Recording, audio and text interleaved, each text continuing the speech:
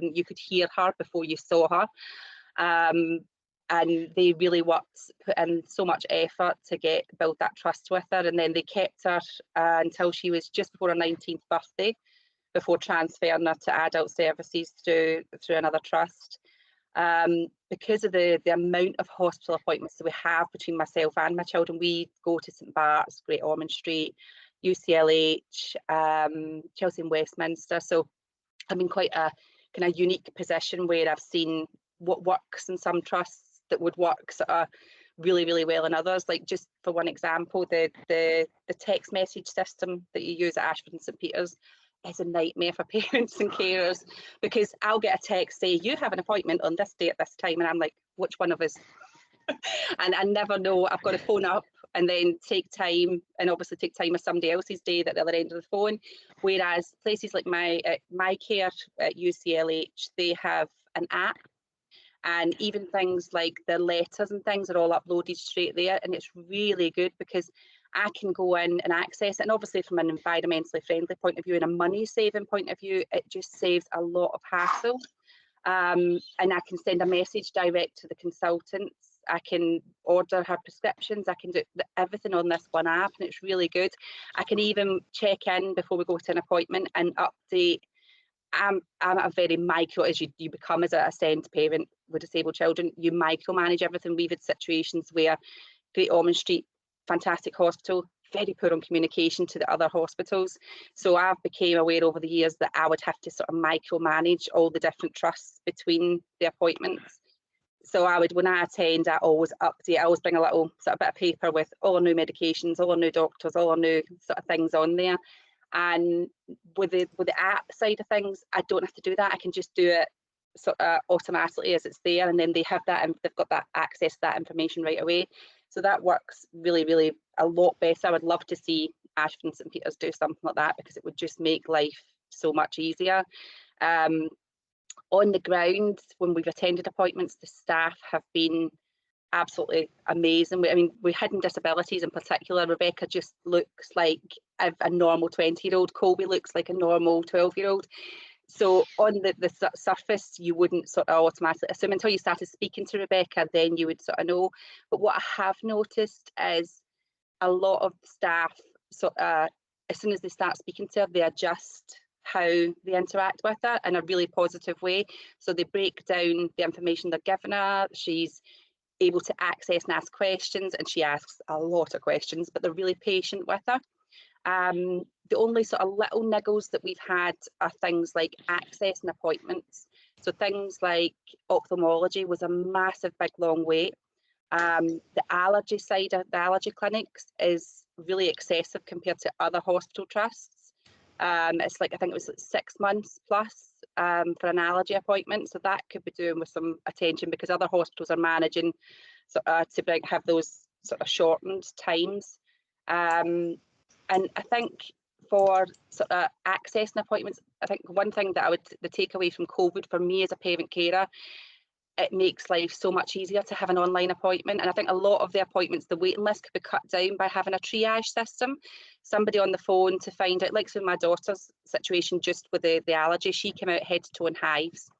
She just randomly out of the blue, I think they actually think now it's related to long COVID, but she looked like she'd been deep fat fried. She was very uncomfortable.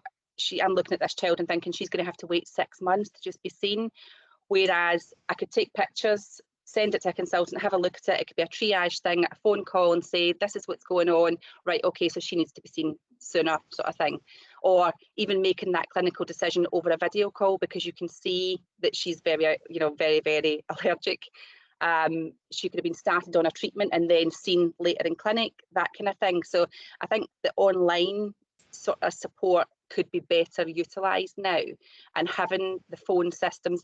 Plus, as a carer, like I have a 3-year-old, so if I have to take Rebecca to an appointment, for example, at the minute, I have to go with her. I would always have to go with her, but I would have to take my 3-year-old with me, or I'd have to pay for childcare. So I think having those options to have it online would be really, really, really helpful for me as a carer, sort of thing, because it just makes everything instantly sort of more accessible. I don't have to have the travelling time, I don't have to park, I don't have to think, right, what do I need to take for the 3-year-old to keep him amused, and just things like that that really sort of makes a big difference. What I would like to see in the trust as well, and you make it something that you already access, is the Oliver McGowan training for learning disabilities and autism. That's available for all healthcare staff and social care staff, and it's absolutely an amazing training program that really gives massive insight. We've had situations where we've gone to the hospital and we've had where they've talked as if Rebecca's not even in the room, and she's just not there. And I think having that training is really important, because we've also had many a situation where I've had to say, just because one autistic person, one autistic person, the person is not the diagnosis. And I think the training is really good at just sort of flipping the narrative of where you think when you're meeting. And a lot of the time sometimes some patients, it's appropriate to direct your questions to the carers, but give that option so that the carer can say, or the cared for can say, well, yeah, I want to answer my own questions, but have support from my carer, or I'm not comfortable answering my questions, can you let my carer answer? And I think just little things like that make a big difference. We attended for an inpatient surgery for Rebecca recently, and we were stopped at the door, and just because Rebecca didn't have her hearing aids in was the only reason why it didn't result in a meltdown for Rebecca, because there was no notes to say that she had a carer attending, and they were like, no, she has to go on herself, she's 20. If she'd heard that, there would have been no surgery that day, because she would have just been a mental breakdown, just completely at the thought of having to go herself. As it was, I was able to sort of navigate through it, but just having something like a companion, a C at the side of that notes would it would just take that out of the equation, because the person at the desk would instantly know, well, that's fine, because this person has somebody come in with them. I don't need to ask, why are you going in with them, and make an issue of it in front of other people. Also, the same day I had to have a COVID test, the same as Rebecca. But when they called me the night before to say Rebecca's COVID test is fine, so she can still come in, and I said, well, I haven't had my result. Is that, do you have that? And they were like, oh, I need to check up on that and come back to you. When I turned up on the day, they still didn't have the result. So I've walked all the way through your hospital, and I've then they were like, can you sit outside? But I've already walked through your hospital, and you don't know whether I have COVID or not. So, the chat, it was negative anyway, but just that risk factor, it would have been, if you want the carer to be checking on their own test, and you have to communicate that. I think there was a lack of communication between the appointment was made at Ashford, but the COVID test was done at St Peter's. And there was no sort of joined up working there to pull that together. And well, COVID's not going anywhere, so it would be really good to see that just run a bit smoother, because again, that added stress to Rebecca's day, because she didn't know, why are we having to sit out here now, and why does that mean you've got COVID? And so there was so many sort of added stress for that.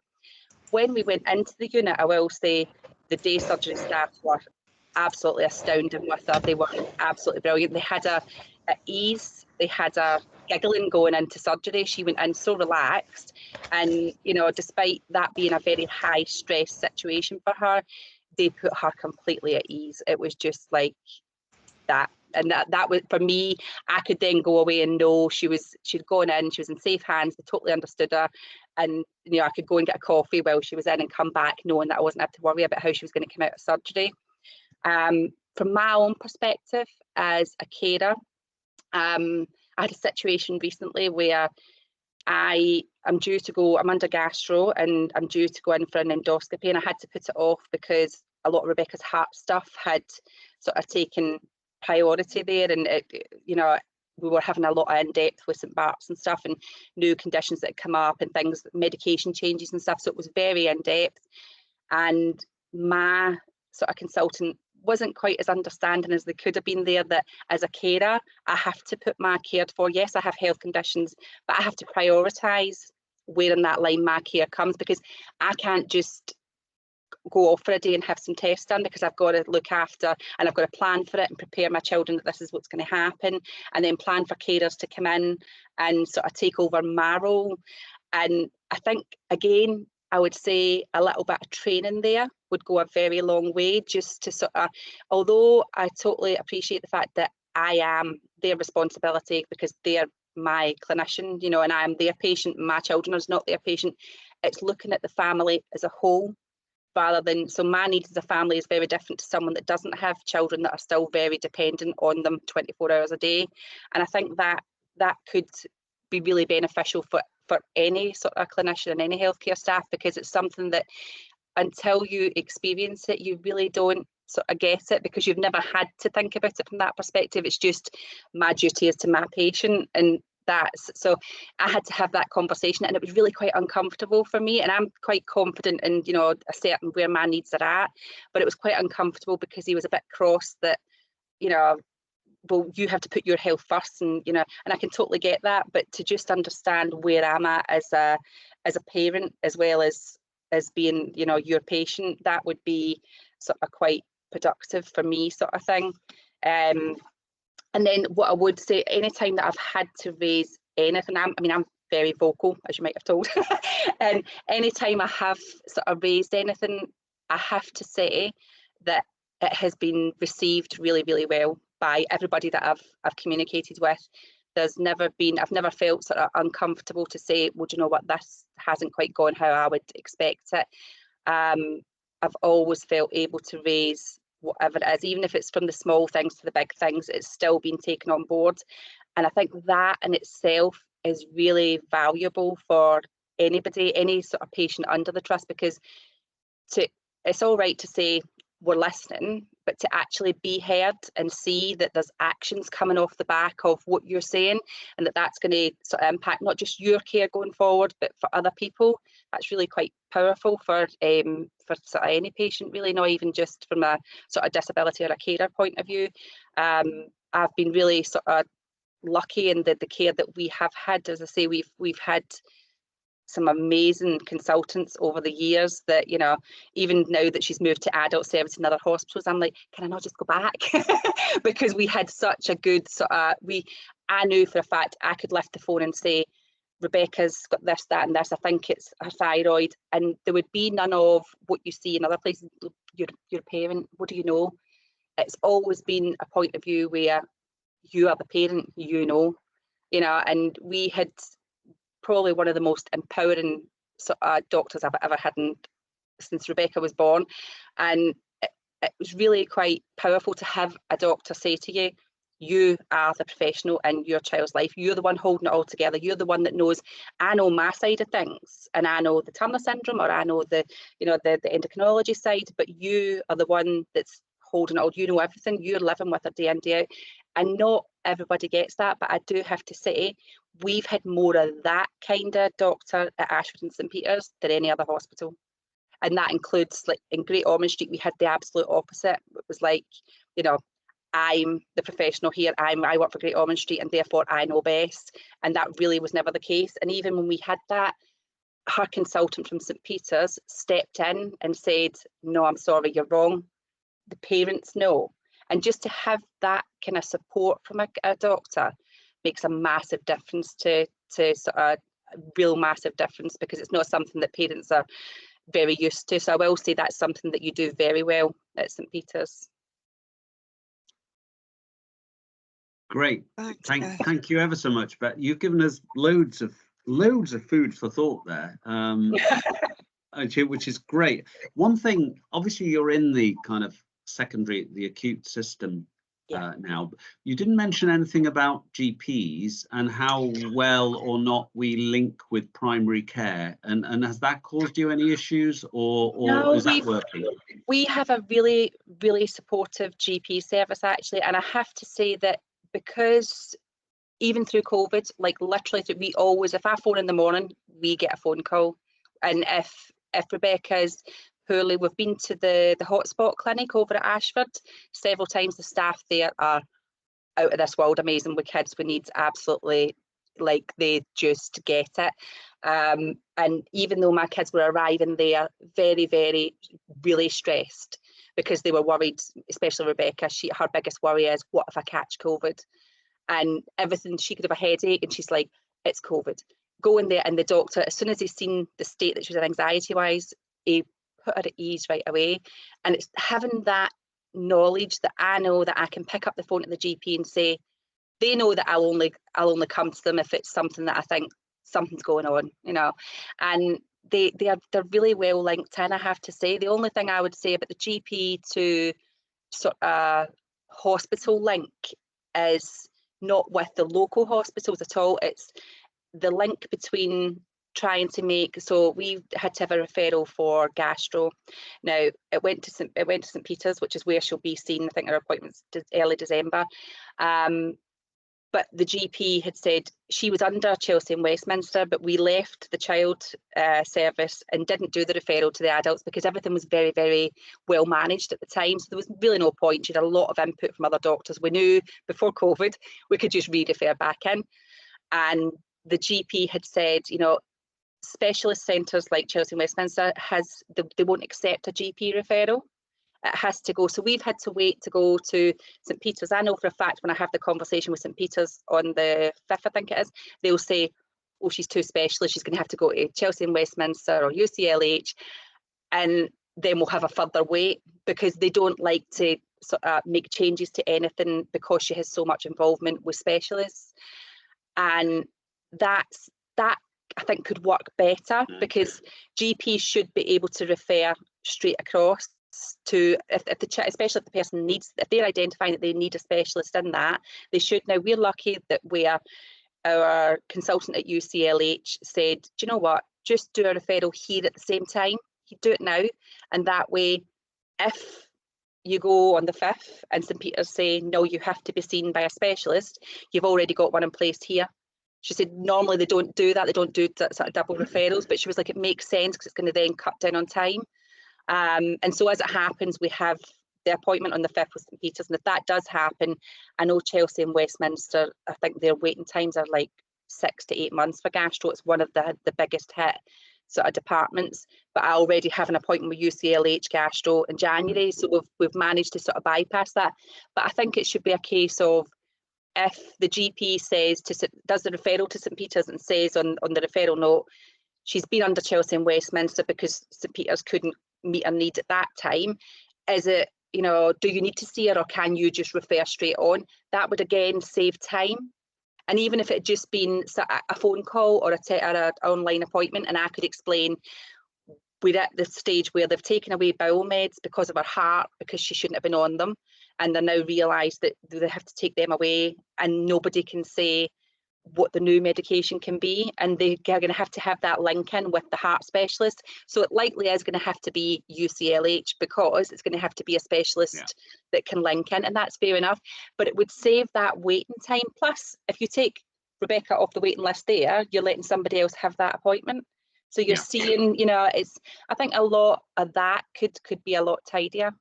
Okay, thank you. So who's got a question for Beth? And if you introduce yourself once you've was that you waving, Suzanne, or?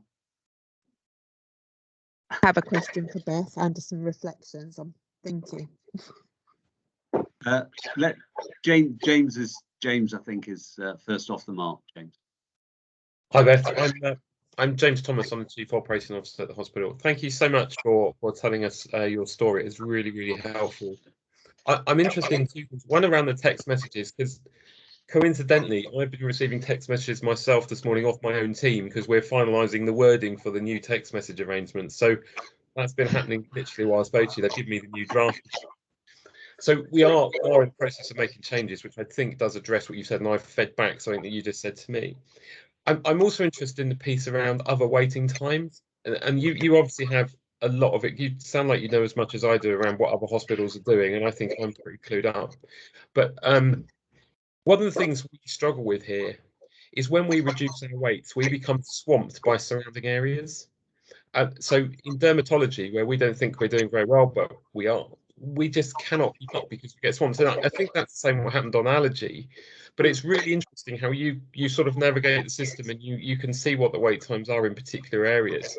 Yeah, because I know with Royal Surrey, they have quite a low referral time for allergies. I go to Royal Surrey, and for me, it would have made more sense for my children to go to Royal Surrey because I also go to immunology at Royal Surrey. And I would then be in a system where, you know me, so because a lot of things with allergies and autoimmune things, they are passed down through one of the parents. So what I'm seeing in my children now is exactly the same as what I've got, but I've had to then go and explain that to the consultant at St Peter's, because I'm not under St Peter's, I'm under Royal Surrey. So it was quite sort of long, you know, that. And what worries me is that while I'm absolutely able to do that, a lot of carers have so much on their plate that they just don't have the time to explain all of that, and a lot of them will just put it off because it's like it's another thing to do. And you know, they're looking at this list of things, so they prioritize it, so the carer then becomes down here, which actually in terms of a hospital puts more pressure on a hospital, because by the time they've addressed their own health conditions, I've seen it with myself, because I was perfectly healthy, you know, normal person. I had Rebecca, but I then put off everything. I had allergy after allergy after allergy. I didn't do anything about them. I left them till they got to the point where my allergies are now so severe that, you know, I can't walk past somebody eating fish because I have an anaphylaxis. So, but that's, and my autoimmune conditions, I'm absolutely convinced it's because I run on coffee for so many years. I had no sleep because Rebecca didn't sleep, and things like that all impact. And that's just what you do as a carer, because that's your life. So any little thing that can be done to help sort of take the load off, actually, although it would seem as something small to you to even put in the patient's or a part of the patient's hospital number, if GDPR was an issue, you could put part of the hospital, or even just initials, the patient's initials, something like that. That then saves me having to make a phone call and the waiting time on the phone, you're like 3 days later. So it's little things make a massive, massive difference. Yeah, and how often, because one of the things that we have looked at in the work we're doing is sort of a caseworker approach, where there are, exactly as you've described, somebody who's got 2 or 3 or themselves and 2 or 3 dependents they're organising appointments for. We've talked about that. Now that does require an investment on our side, but I just wonder if that would be helpful for you, and how often, because what I know is we have an appointment in the morning, and the way that we organise, it might be an appointment in the morning for 9 o'clock in the morning, and then you might have another one for another child at 4 or 3 or 4 during the week over different days. How do you find that?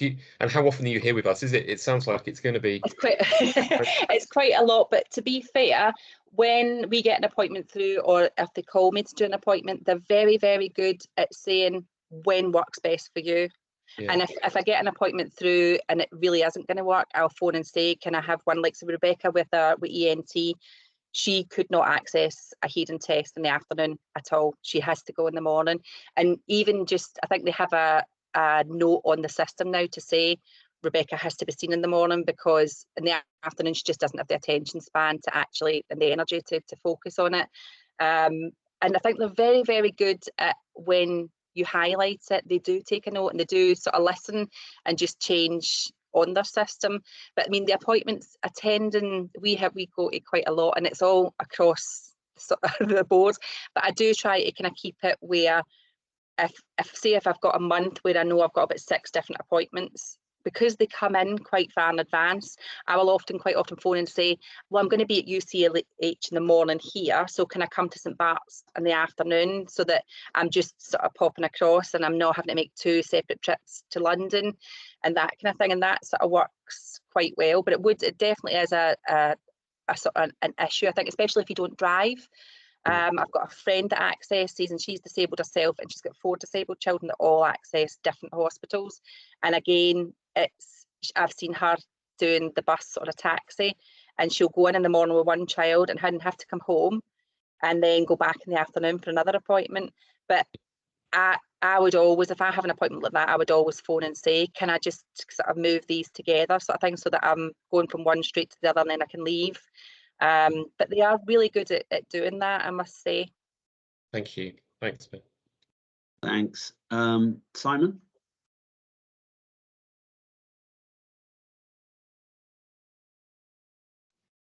You're muted. Muted. Oh, sorry. Hi, Beth. I don't have a question, but I did want to try and describe our digital future, because I'm responsible for implementing that across the system in the next 18 months or so. And all the systems you've seen at Chell West, we're actually getting here as well.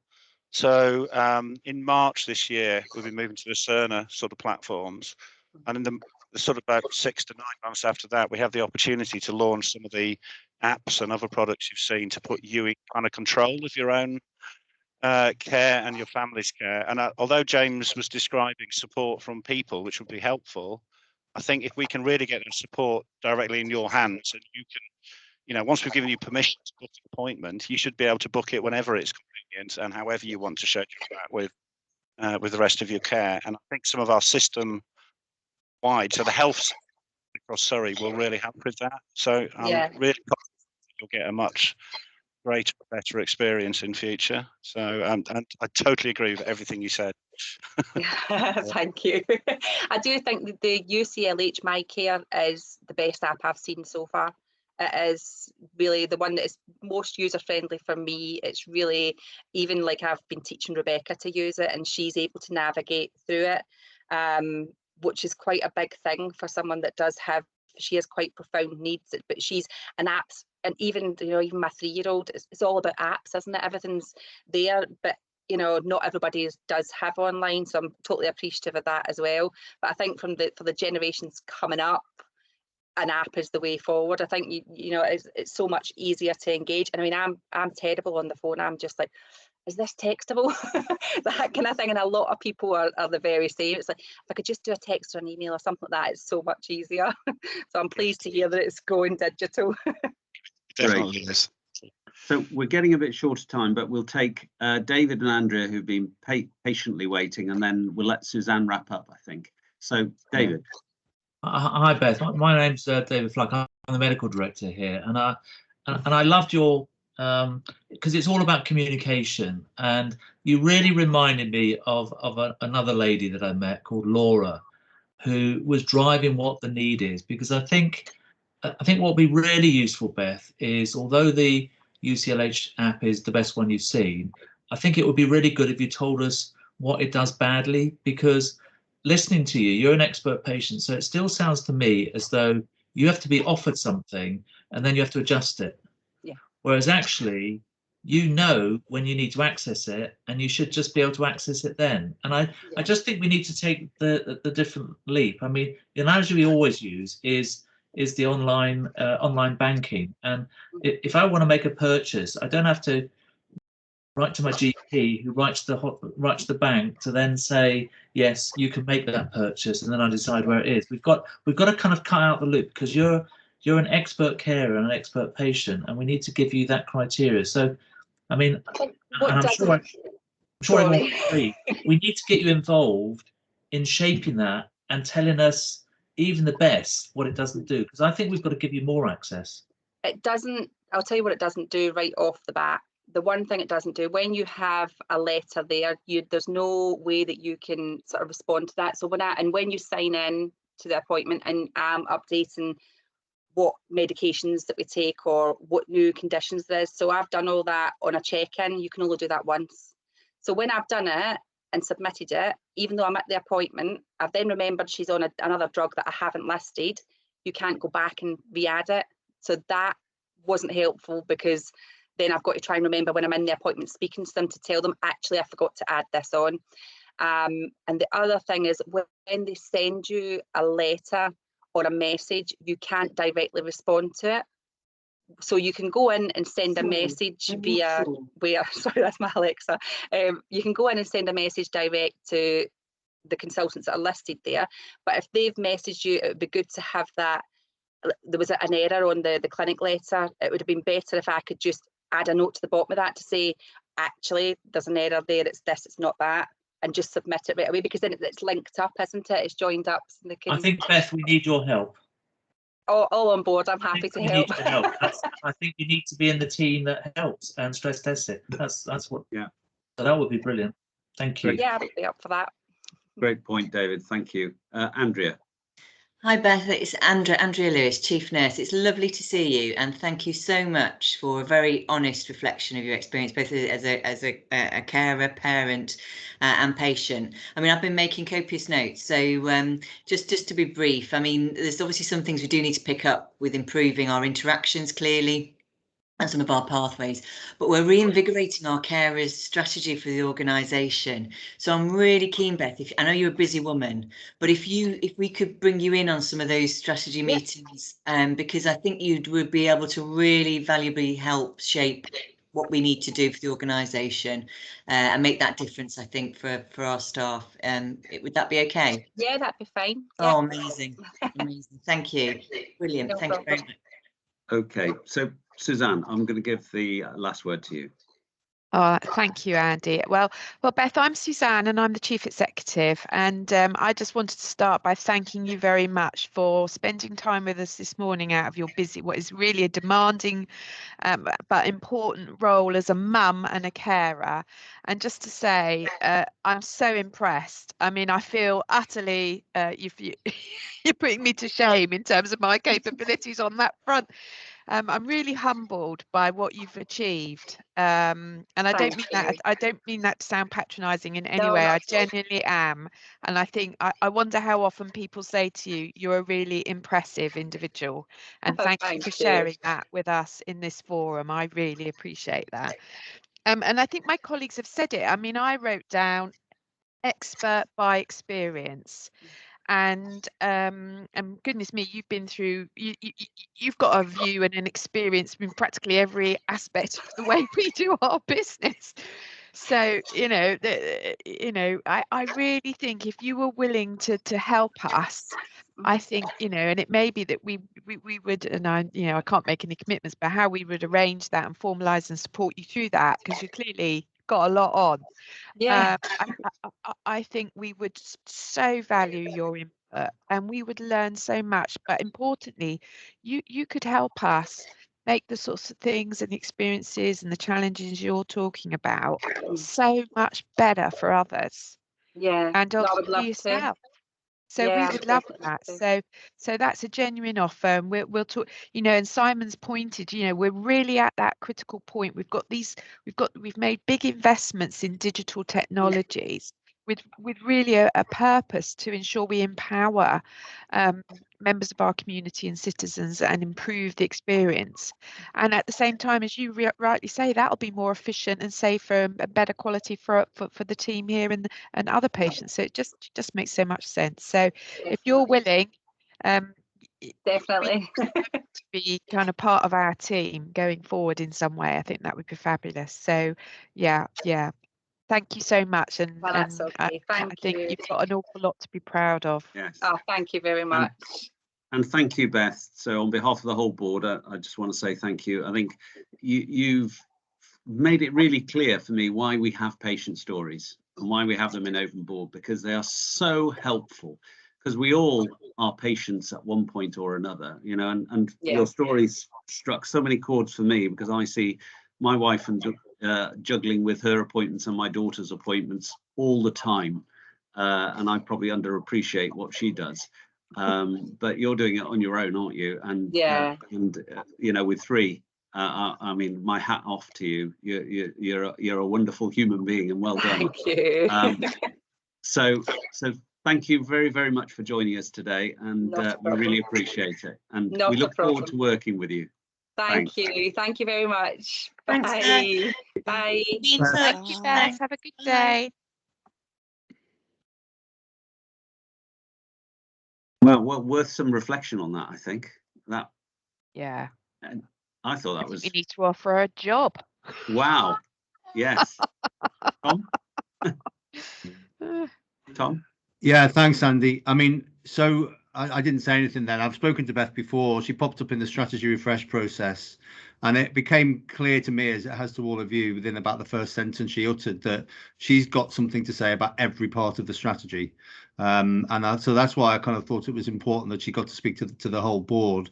So I completely agree. We need to find a way to engage her, and I mean, there's clearly she's got a lot to say about patient experience, carer strategy, digital strategy, the way that we engage and communicate with patients and the community, and that came through from others during the strategy refresh process. But I think it's across the whole strategy really that she's got stuff to do. So I suppose I'm left thinking, as we go into the kind of end part of the strategy refresh process and kind of then into implementation, how do we make sure that we've got a kind of expert patient kind of reference type input into all of that, and where does that kind of sit? I mean, clearly there's the patient experience group, you know, do we build it from there, or do we have something separate? I mean, so that's a conversation to be good to have at some point. But yeah, I think she's got so much to tell us, and if the strategy doesn't deliver a better experience for Beth, then clearly we're not doing it right, are we? But I would say that if it does deliver a better experience for Beth, it probably delivers a better experience for pretty much everyone, because she's doing an awful lot. Yeah, exactly. It's stress testing the whole system, isn't it? James. Thanks, Sandy.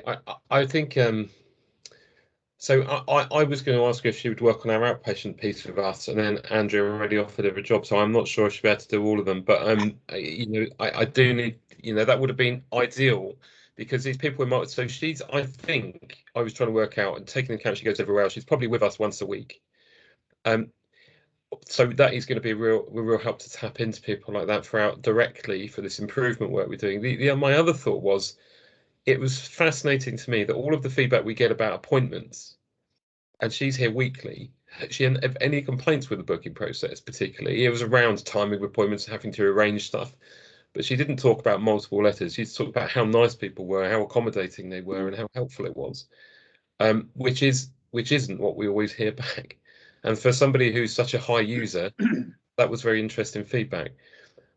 So I've got to try and think of a way that we can access her or other high outpatient users in our work. Yeah, absolutely, James. Andrew. Yeah, I mean, that was incredibly impressive, and sort of makes you feel, when your children are healthy, you know, how on earth you survive all of that. I mean, it is really incredible. And I just thought the micro detail that she was into in practice really needs to be learned from, because it will apply to many, many people. And a great opportunity for these new systems, Simon, isn't it, to really learn how the digital technology can work for real people in real places. Just one thought I had, and maybe there's a system for this in the hospitals, I don't know. There clearly are people like this who are having to use hospital services. Most of us use it maybe a few times in our life, but people like this are having to use it, multiple systems, again and again and again on a regular basis. And how does the person on the door, or whoever it is, know that, like, their gold star person, or whatever the right thing is, pops up that says, this is a really person that we've really got to help because they're here all the time? How would you know that if you remember stuff, or maybe you wouldn't? And is there a system that makes it simple that Beth has these multiple needs? You know, this is what I'm now looking at in front of me. Is there a way of knowing that? It's a good challenge, and I think something we've got to take away, Andrew. That I think it is, because her example of, you know, you're not the carer because it's not on the letter, which could have caused a major issue, was really interesting, wasn't it? And could be solved. So we'll take. Can I just say one final thing about the letter thing, because I am aware of it elsewhere.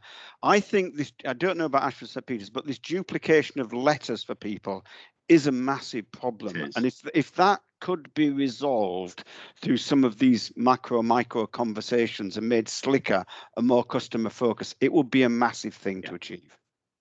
Okay, so I'm just conscious of time because we're over already. So let's take David.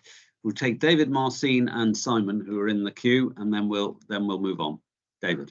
Well, my point's a very brief one. I think what was absolutely so impressive with her, she didn't concentrate on the conditions of her children. Yes. She concentrated on the interface, which I think was absolutely fabulous, because it is, as Tom said, it just is applicable to everyone. And I think the other thing that she made the point, which I think was subtly done with her, she's a very expert patient, so she's worked out how to navigate, even though it's bloody hard. Yeah. But actually her children who struggle as well, they've been able to use the technology. And that's another lesson, is let's not think people can't use the technology, because they will, particularly if they're in this place. So I think she's a remarkable woman, because she's not coloured by her own traumas. She's looking at the whole interface, and that's why I think she's such a valuable resource, isn't she, to tap into. Very much. Marcin. Just a point, I mean, I agree with everything everybody said, and as like Suzanne, to be a mother to deal with that would be beyond my abilities too. But how do we capture her point that I think is very important about the efficiency, actually the inefficiency between all the different specialist hospitals in a district? And I'm really worried that we missed that point, because look how much time could be saved for our staff and for every other hospital if the primary care can actually see and go direct to the specialist care. How do we capture that, Tom, and what can we do with that? Wow. I mean, I worked at Great Ormond Street, and I've worked at UCLH actually, and so I've seen it from the specialist hospital side, and it doesn't feel any better from that perspective either. Everybody knows it's a mess, and it only works when you've got expert patients or willing GPs with a bit of extra sort of time and interest to support it. A lot of people, and a lot of them do that, and that tends to be how people get through. But the embedded structures and the rules around who can make referrals, who can't make referrals, and all the rest of it mitigate against it in such a hideous way. So it's a real challenge. I mean, there may well be opportunities that could be exploited through provider collaboration. That's what I was thinking. Yeah. So I think there's opportunities there that we need to look at. There are already specialist care networks that are out there that could be used. I think the challenge is linking primary care into that. So, you know, we sit at the kind of the junction, you know, a right angle between vertical integration and horizontal integration. And actually, I think it falls to people like us to make that connection work properly. So I think it's quite an important piece of our strategy is how do we do our collaboration piece in a way which connects people like Beth and her care team around her primary care, her GP, and all the rest of it, you know, into and helps her navigate through into the wider system. Clearly, you know, she knows how to do that much better than us. So that was one of my point was, although we want to hire her, actually nationally, she should have a voice nationally. We should expose her to the, you know, the big center and say, sort it out. This is a lady who deserves it being sorted out once and for all. Yeah. I do think that if tertiaries and us actually had more open referrals, that, you know, that would solve a lot of the problem, because, you know, don't sign people off, but actually, you know, don't actually invite them back in 6 months. Just say open referral. If you need us, call us, then we'll make an appointment. I don't know, I'm a bearer of small brain, but that seems to be a, you know, one way of doing it. But it's in place already. It's the PIFU program, and so it is. It can be done. Yeah, yeah, no, it can be done. Yeah, it's a tool that exists. I think, Andy, the visibility of, well, we need to push that in the organisation. Okay, you know, I'm doing some work on that, but generally, I think across, like Tom, I've worked in UCLH and a number of private hospital, independent hospital, single specialty hospitals. It's just pulling this together is an enormous job, isn't it? Yeah. So I'm going to give the last word to Simon, and then we must move on because we're about 15 minutes behind. Simon. I'm just going to add to the patient-initiated follow-up debate, because that's the start of this process, but. Beth was a supercharged kind of user of that, and there are small numbers. I mean, it'll be 2 or 3% that need to be absolutely in complete control and direction and everything else. The amount of time she said she didn't want an appointment was actually amazing, wasn't it? You know, I just wanted a virtual appointment, or I wanted this, or I wanted that, and that's how you get to Marcine's efficiencies. I think if that, you know, because the resources, to go back to the finance side, that these users are using up is immense. So you know, it's just such a far better system if we can match up the right levels of freedom, if you like, throughout the system. Yeah, and I think that was David was pushing at that as well earlier. So digital technology is the answer. It'll get us there. It really will. So I think we've got lots of points to think about from this that we shouldn't leave, actually. So I think there's some great triggers, and inviting her back and inviting her to be a specialist resource for us, if she can fit it in, of course, I think would be wonderful. Great. So good choice. Was that you, Tom, that did that, or? Well, it was as ever, Andy. It was a group effort. Well done. Well done. Charlotte and I initially met her, and then we thought she was a key person. Yeah. Well done, all of you. I've put the Oliver McGowan training links in from HE in the chat, Andrew and David. So maybe useful sharing with the safeguarding team. I don't know if they're coming to board later but anyway, it looks good actually. Yeah, great. I made note of that, so thank you. Okay, thank you. Great. Okay, we'll move on. So a really good start, I think, and well worth spending the extra time on. Very good. So let's look at the minute. Sorry, we'll do declarations of interest first. Any declarations of interest in anything that's on the agenda? No. Fran, yes. Yes, just in the open board to say this is officially my first board meeting, and just to declare that I'm also a non-exec director at CSH, sorry, as well. Thank you, Fran. Yeah, okay, lovely. Apologies, Liz, for this meeting. We have Aaron Sayagarajan and Dami Adideo, both non-executive directors. Okay, great. And we've obviously got Fran here substituting for Dami while she's away on maternity leave, and Aaron will be returning from paternity leave next week. Okay, thank you. Right, the minutes. So we've got the minutes of the open board on the 30th of September. I'm not going to flog through every page, but I'm going to ask anybody who's got any corrections to put their hand up.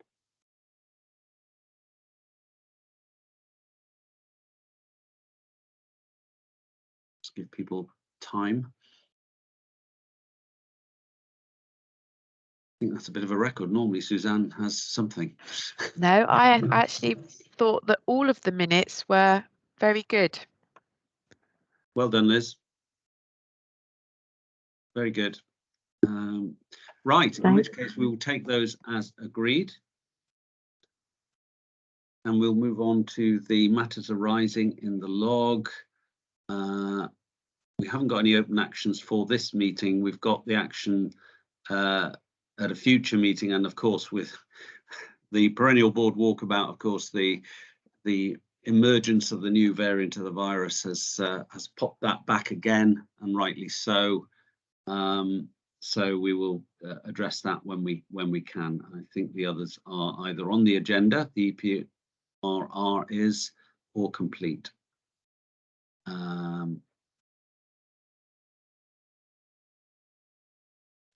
Just one on a complete action, which was around the clinical outcomes for women in HMP Bronzefield. I don't recall seeing that yet. I was going to go to Quality Committee first. Has it been to Quality Committee? Don't believe so. No, I don't think we've had it there yet, Andy. So it is something we need to maybe, Andrew, can we pick it up for the next? Yeah, we can pick that up. It's flagged as complete, and I think that's wrong. Reported to board in January 2020. I don't think that's right. Yeah. No, we certainly haven't had it at Quality yet. Okay, so can we put an action to pick that up again via Quality Committee? Yes, we'll, Andrea, we'll do that, won't we? Okay, thanks, Liz, if you note that, please. That was it from me. Okay. Right, so in which case we'll move on, and I won't spend much time on the chairman's report. You can take that as read. I did want to actually personally commend staff for the recent CQC inspection. I mean, people are up against it anyway, hugely up against it with the volume of patients and coronavirus and restoring services and elective and all the rest of it. And to have a 3-day CQC inspection was very tough for people. And we welcome the CQC, of course, as we always do.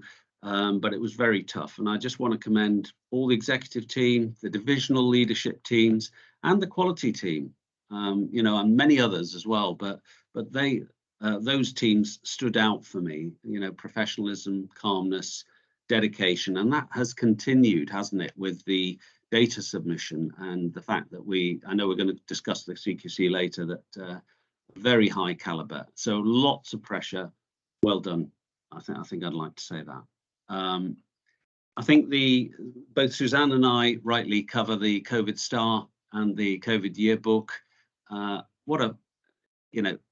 Talking to the staff and when you're giving it out and seeing reactions has been wonderful, really. I've enjoyed it. Thank you to those of you who've supported that as well, who've non-executives and executives who've joined that, and indeed our previous, I've got to say previous now, lead governor Danny, who supported that as well. I think it's a wonderful initiative, and it's gone down really, really well. I wanted to just highlight I made a trip to the Riverbourne Club to see the pelvic health team, and it just reinforced all those messages about having things in the community. I talked to the manager of the Riverbourne Club, and she said basically, you know, we had kept them going through COVID because otherwise they would have been in real trouble. And the symbiotic relationship between the two and the advantages, you know, patients came out, I saw them coming out, sitting down, chatting with each other, having a coffee, you know, social interaction, and of course, you know, great facilities for our staff, and more importantly for the patients. So I was just so impressed with that, and we've got to carry on with that sort of initiative in there. And finally, I do want to take this opportunity at board to say thank you so much to Danny Sparks, our departing lead governor. 7 years as a governor, and about three years or so as lead governor. She's been immensely helpful. She normally comes to board meeting. I'm not quite sure whether she's here today. We managed to have a nice farewell tea up at the Squires Garden Centre, well away from the hospital, and governors, executives and non-executives were there. And I just wanted to say a big thank you on record to Danny. Her passion for the role and her curiosity, or as she would say, nosiness, have been really welcome it. And I'm really pleased that she's staying on as chair of the patient panel, and that also she's going to be a volunteer, but no longer a governor. So big thank you. So I'm going to stop there. The rest of it I will take as read. Happy to take any questions on anything there. You'll see that we had the meeting with Ian Smith, the new chair designate of the ICB. He came here. I think we were second on his list, which is pretty good. And we've had interactions with him since, which we absolutely welcome as well. If there's no questions, David. No, I just wanted to comment as well on Danny Sparks. I mean, she's been in the organisation since 1983, so I just wanted to make sure she had my thanks as well. And I think it's amazing. She's got the enthusiasm and drive to still want to stay in touch and guide us through those things. So I just wanted to add my thanks to Danny as well. Thank you, David. Yeah. In which case, we will move on to your report, Suzanne. Thank you, Andy. And yeah, I mean, with regard to Danny, I think we need to have a think about how I don't know, we talked about an alumni or some sort of method where we have lifelong, you know, supporters of the trust and recognise and celebrate that with them. So it's something to think about going forward. Board colleagues will be familiar with my paper. Now it comes in two parts. The first part is a summation of the risks that present a challenge to the achievement of the Trust vision and strategy through considering the risks to the delivery of each of the strategic objectives, which my non-executive colleagues take us through the subcommittee process prior to coming to board. So hopefully what is presented in this paper is a familiar territory, and it feels reflective of the conversations that have been had, but I will invite colleagues to comment on each of their strategic objectives once I've given the summary. So I think the position could broadly be described as rather static in relation to the risks. So we are experiencing sustained and significant risks and threats to the achievement of all of the strategic objectives. And whilst the factors are moving around a little bit, the summative position is that pressure remains, but I wouldn't say that it's deeper than last time we met. The risk itself is partly in the fact that it sustains at such a high level of impact across each of those objectives, and it's the longevity in some ways that it presents a new or a sort of emergent risk, I guess. I would also continue to say that in most parts, and we've reflected on this to some extent already this morning, that the mitigation of that risk is largely achieved through the fantastic efforts of Team ASPH. And so therefore our concern continues to be around their continued ability and resilience to bridge that gap, if you like. And we've now recognised that, if you like, is a risk in and of its own right, and we've approved a new risk to be added to the People Committee's element of the BAF. In terms of the quality domain, I think there's a number of things that we've kind of referred to already in many ways, but the community transmission of the virus itself continues to be high around us. That hasn't really diminished. It's the sort of latter part of the summer, and now with the Omicron variant coming into full view, the risk around that remains pretty consistent. We've got waning immunity in the community, and this is why, and you will all know this, that the booster programme was first launched and is now being stepped up to bridge the risk that now presents by the new and as yet not fully understood implications of the new variant. We don't see this particularly in the hospital, other than we have a sustained level of inpatient demand through the COVID pathway that has run consistently for the last few months at around 30 patients. We've seen a slight uptick in numbers of patients in intensive care. So I think this morning we've got 5, and we are seeing also, sadly, pregnant women amongst them. And that continues to be in the unvaccinated cohort of the population. And whilst we understand the concerns that women in the antenatal pathway will have around the potential vaccination, I think we have to redouble our efforts around the conversations we have, and we've had a conversation on email actually about that this morning.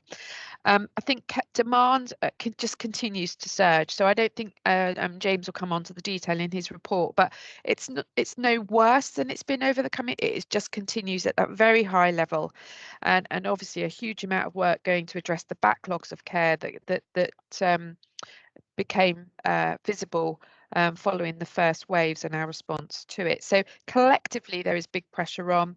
And I think the other risk that we spoke about within the Quality Committee was therefore the pressure on the infection prevention control policies and procedures, the risks around that. And we have seen some of that risk evolving into in-hospital transmissions, small numbers, but there are some, although our performance continues to be good when compared to others, but we feel that is a concern when that happens, and we continue, and David and Andrea lead the work to address that issue and maintain really strict vigilance amongst the team, but also amongst patients and visitors to the trust.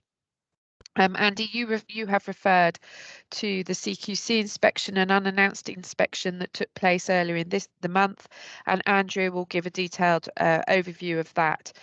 In terms of the anxiety that we've had around the quality of care and the impacts of all of the things I've described on that, I think what was one of the very positive feedbacks that the CQC team shared with us in high level at the end of their inspection, and of course this may or may not form part of their final report, was that staff they could clearly see how committed our teams were, that they were extremely committed and focused on delivering the very best care that they could, and that all of the patients they saw without exception appeared to be well cared for. And that's the sort of feedback we would all wish to have from an unannounced inspection, and provides assurance. So in terms of people, and I've pointed to our concern around their well-being and their resilience in the face of all these demands, 2 key mitigations have been further strengthened over the last few weeks and months. So the first of which I've already referred to. So we stood up the vaccination hub, which has now folded back down and moved into a more agile pop-up response, working through OH and with others. And we're just reflecting on the news earlier this week to re-ramp up the vaccination response, and there'll be a system-wide consideration of the extent to which we need to be involved in that. So I'm not really clear at this point whether or not we would need to remobilise the hub as such. Early indications are that we probably will not, but we'll need to lean into the response through addressing the needs of inpatients, possibly take opportunistic vaccination, possibly of outpatients and so on. But clearly we will do whatever we can to support that really important work. And then secondly, and really importantly, the opening of the Wellbeing Hub here on the St Peter's site and the progression of the work over at Ashford. And I mean, you know, we might want to reflect later how that's going down, but you know, I go down there regularly and check are there people in there, and universally it's been fabulous feedback. The gym particularly has gone down literally a storm, and it doesn't matter what time of day or night I've been in there, there are people pounding the running machines, lifting those weights, and you know, and that's brilliant because we all know that physical strength and resilience is a really important part of the whole approach to well-being. So I'm so thrilled with it, and it's way better than I ever thought it was going to be. So you know, great work, and we need to get on and get the Ashford element delivered so that more members of our team can have that experience. From a financial perspective, again, the risks remain. They're changed a little from the last time I gave a perspective. I didn't really have a handle, none of us did, on what the half-year position was going to look like. And we've obviously now had that detail, and it's clear that the risk we had in terms of the short term will be addressed through a non-recurrent scheme to reward our elective recovery work, and James will speak to you, but we in his report around the progress on that, but we are making extremely good progress amongst the best in the region, and obviously that comes with a financial reward in the current arrangements. So that's useful, and it will probably enable us to balance the books at the end of this year. What's really not clear is what the future beyond that looks like, and of course the concern remains because, as we know, mobilising the response across all these domains is expensive, and it's not clear that we have a means to address the underlying run rate of the organisation, and that is a risk that remains.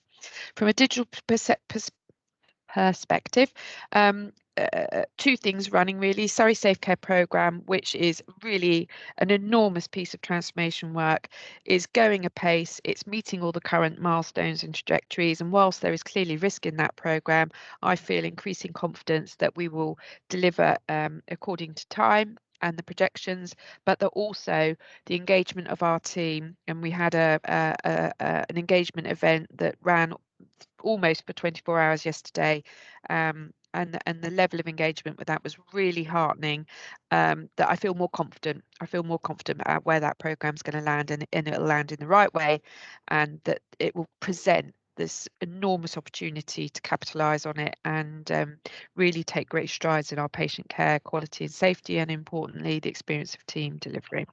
So that is the summation of the risks. They're there, they're unrelenting, they are extreme, but they are static in nature. And so our concern remains the ability of Team ASPH to respond and stay well and capable through that pressure. I'll just draw breath and invite any of my non-executive colleagues to make any points that I haven't picked up before I move on to point, and indeed any questions before I move to part 2. Thank you, Suzanne. So any questions for Suzanne on part 1 of the report? Marcy.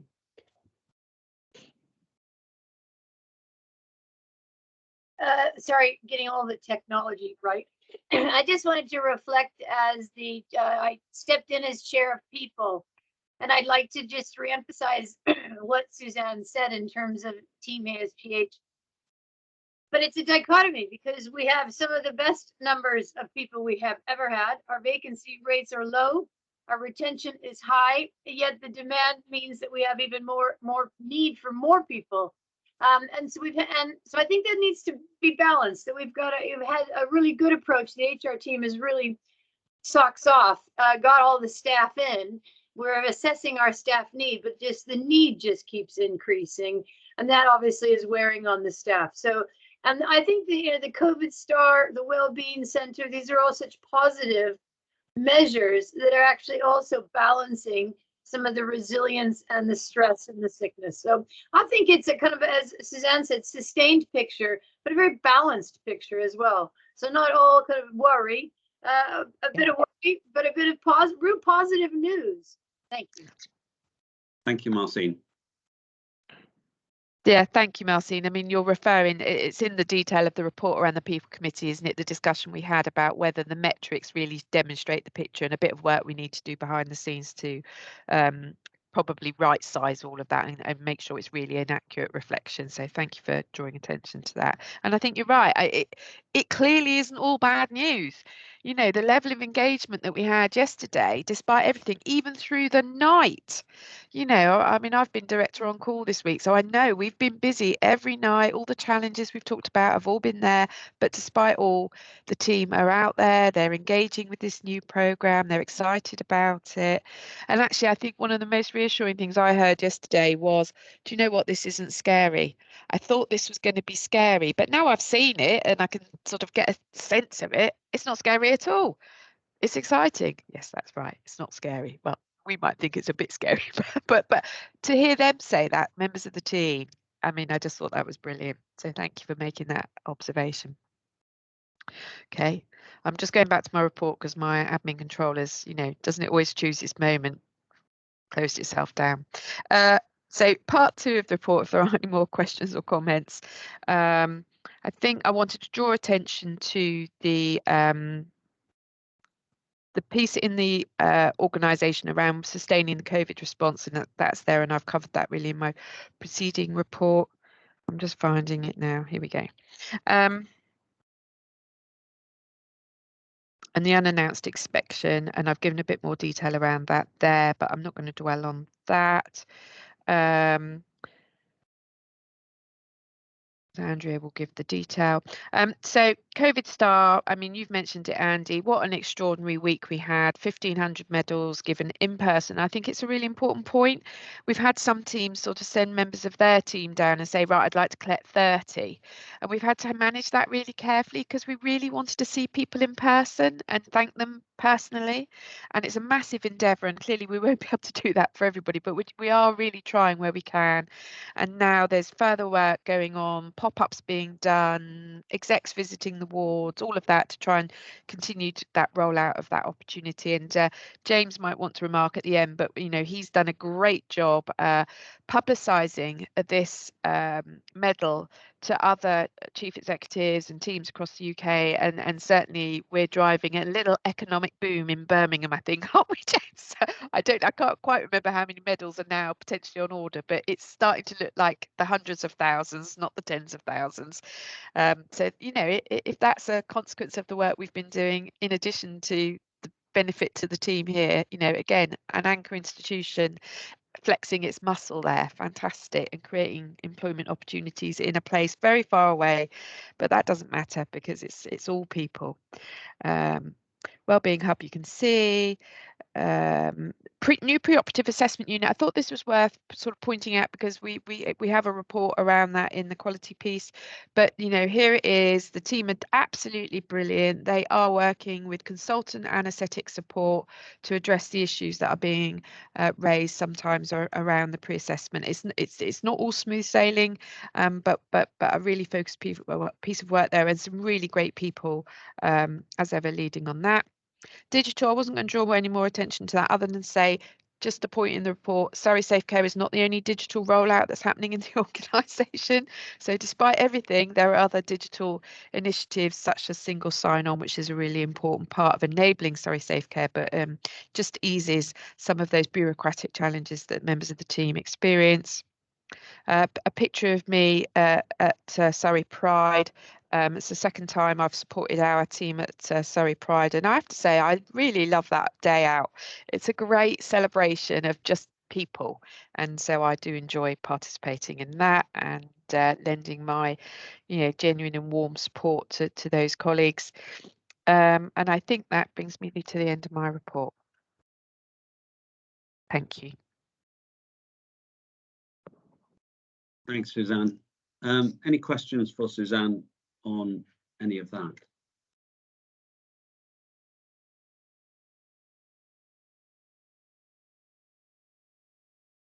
I just to add that, you know, because I was in Ashford yesterday, I noticed numbers of people wearing their COVID star, which was really nice. You know, the reception in outpatients, there it was, you know, on the collar, etc., etc. So, you know, people are wearing it round and about, which is great, because I'd be upset really if it was just the exec team ourselves wearing it. But actually, I think people are taking it to their hearts.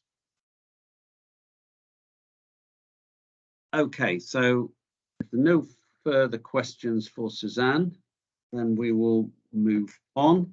We'll move on to the quality and safety section, and we'll start with the quality report. Jane, anything you'd like to say first on this? Yes, thank you. I think Suzanne's report I would absolutely accept as summarising the key areas that we were discussing. So thank you very much, Suzanne, for that.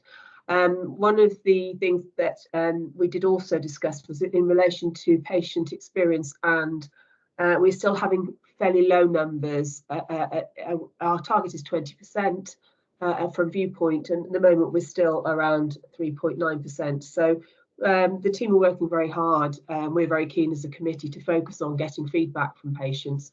And I know that the patient experience team are now using QR codes, which is really good, so people can do that. And we've also discussed the possibility of contacting patients on discharge, and some people may not want to actually provide feedback while they're actually in the hospital. So that's something Charlotte and her team and the governor's actually raised as an area of consideration.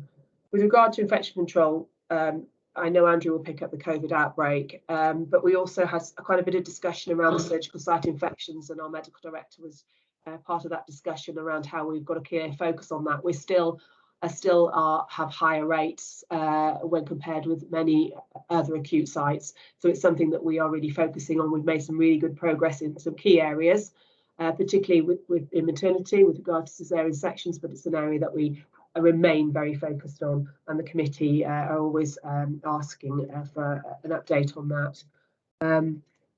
With regards to maternity, we always receive quite a detailed report on maternity, an update on Autism, which is included in the report, but also our head of midwifery brought further detail around Autism at the committee and around the clinical negligence scheme for trusts.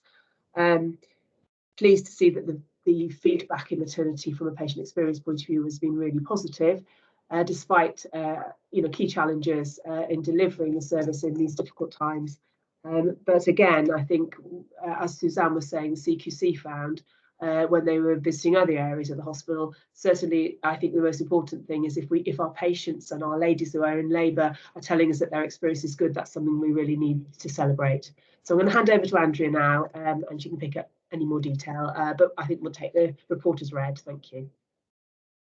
Yeah, thank you, Jane. And just to pick up on what we did discuss at the Quality of Care Committee is around the Infection Prevention Control Board Assurance Framework as well. And just to highlight that we still have good compliance against that assurance framework. There are some gaps, but we were working on that, and the IPC teams are liaising with the ward teams. It's particularly around equipment and spot checks with regards to cleanliness on that. But overall, we've got good compliance.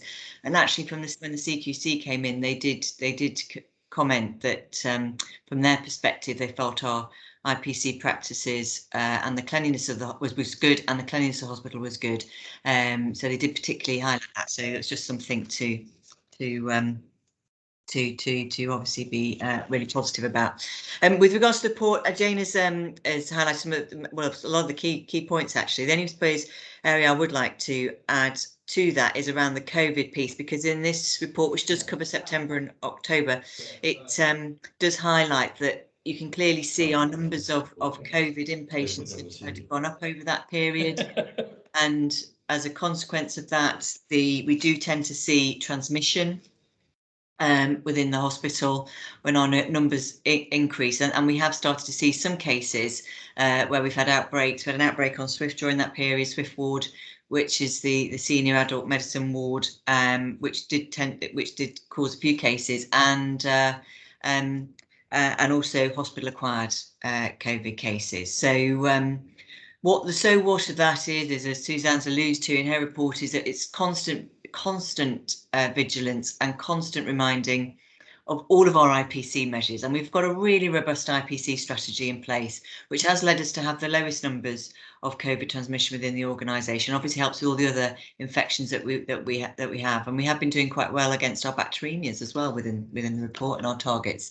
But it's that constant messaging, and we've done some refresh messaging for the staff around that. David and I have just done some filming this week, again to reiterate the importance of the measures and why we're doing it, and obviously in particular this week of the announcement of the new variant as well. We still have restricted visiting. We have relaxed it slightly, but we're monitoring that very closely, and we will review it if we think that needs to change going forward. But that's been the change from the previous board, really, that we have seen some COVID cases increase. And the only other bit I'd like to pull out, I suppose, is around the sepsis compliance, because that is highlighted in the report, and we're doing well against some of the bundle around that. But there's two particular areas where we've got a fluid balance completion, and also the blood cultures as well. It's two areas that we really are having to focus on now to improve, to ensure that pathway is a good one, and we've got a quality improvement piece wrapped around that. And the last point mentioned is just obviously maternity, really. I know James mentioned that, and against obviously we've got the immediate and essential actions that we need to do, and we're making good progress against those. There was two where there was no compliance, and that one is because we're waiting national direction on the advocate role, and we're still waiting on that. The other was around a data analysis being recruited, and we've done that now, so that's really good news. So we're out of the starting blocks with regards to that. So yeah, good compliance against those measures, and I think I'll leave it at that. Happy to take any questions. Thank you, Andrea. Fran. Hi, thanks, Andrea. Yes, I think one of the other things we did discuss at the Equality was around the sort of operational pressures that we're having at the moment, and sort of maintaining patient safety for ambulance waits, and perhaps patients sort of having to be cared for in areas that aren't particularly areas that we would care for patients. And I suppose it's just highlighting really the continued sort of vigilance around patient safety, but also their privacy and dignity and confidentiality, because I know in previous experience it's very hard to maintain that when you've got patients in areas that are not specifically inpatient areas. So I think we did get some reassurance from James and the team around the triaging from the ambulance waits, because that was a particular problem, I think, that week, wasn't it, that we'd had seen a big increase. So I think it is just, as a member of the Quality, I'd just like to keep an eye on that assurance around those, the experience of those patients, and particularly if we are expecting any more sort of surprise visits from our friends. It's a particular area of CQC that they do look at as patients being cared for in areas that aren't designated inpatient. So that was just a point, but we did have assurance around the triaging at the meeting. Thank you, Fran. Marcin? Thank you, Chairman. Andrea, could I ask a question about the urgent and emergency care survey? It doesn't say how many people were surveyed, and do the results stack up against what we do get when we get anything from Viewpoint? I think that would be an interesting point. And whilst you say we compared about the same, I mean, I'd like to have seen, just for assurance purposes, the data and the evidence of what your kind of denominators and nominators were and the benchmarks. So just could you talk to that a bit? Because I think there was two worrying findings in that, and it was interesting to me. Thank you very much. And now that I'm no longer on your committee, and I do miss it. Thanks, Marcin. So there is correlation, absolutely, definitely. And maybe what we can do, because we obviously do need to report against that that survey and continue and show continuous reporting against it, and also the improvements that we're making. So So to pick up on your point, we can obviously, maybe we just need to illustrate obviously that the information around that a bit better, I suppose, in this report, and we can do that for the next report. But there definitely are. I mean, it is an area that's incredibly under pressure.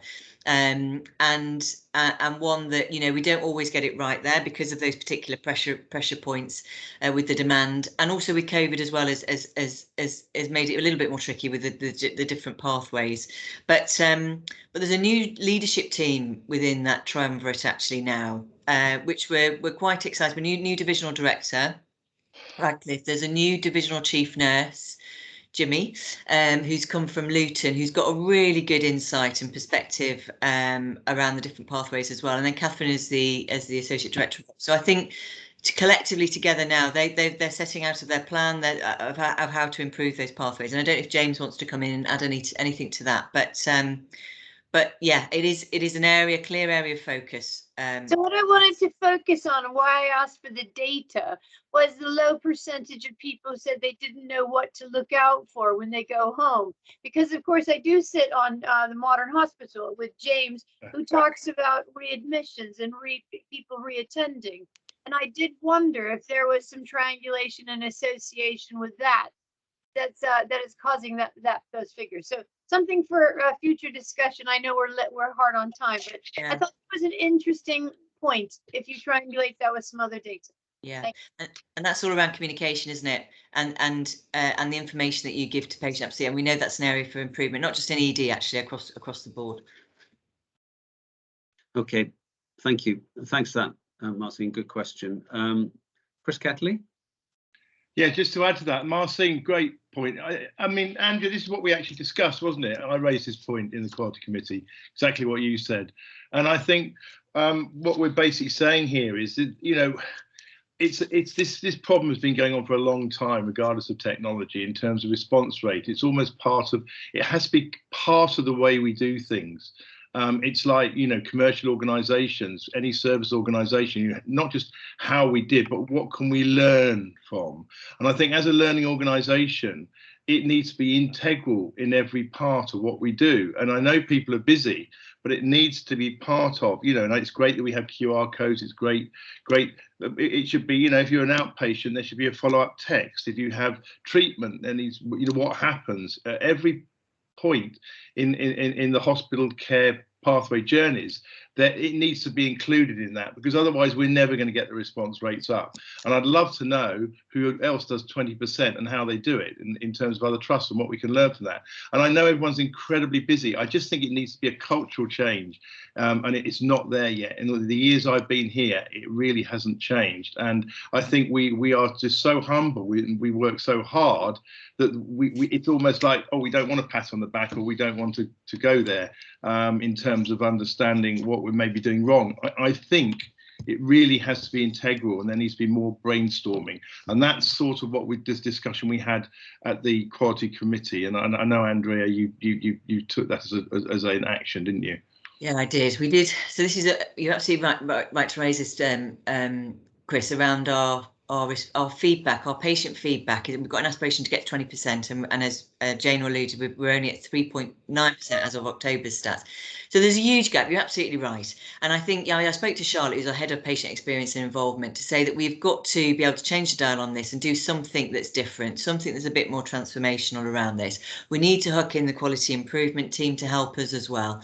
I mean, people are busy, and it's not always at the forefront of their mind, but we've got to, as you said, it's changing the culture around this, isn't it? And actually maybe a quick win with regards to inpatients in particular is that, we're trying to improve the discharge processes for patients, and we've got a checklist that people must ensure they've done X, Y, and Z before they leave the organisation. And one of those is, have they given feedback?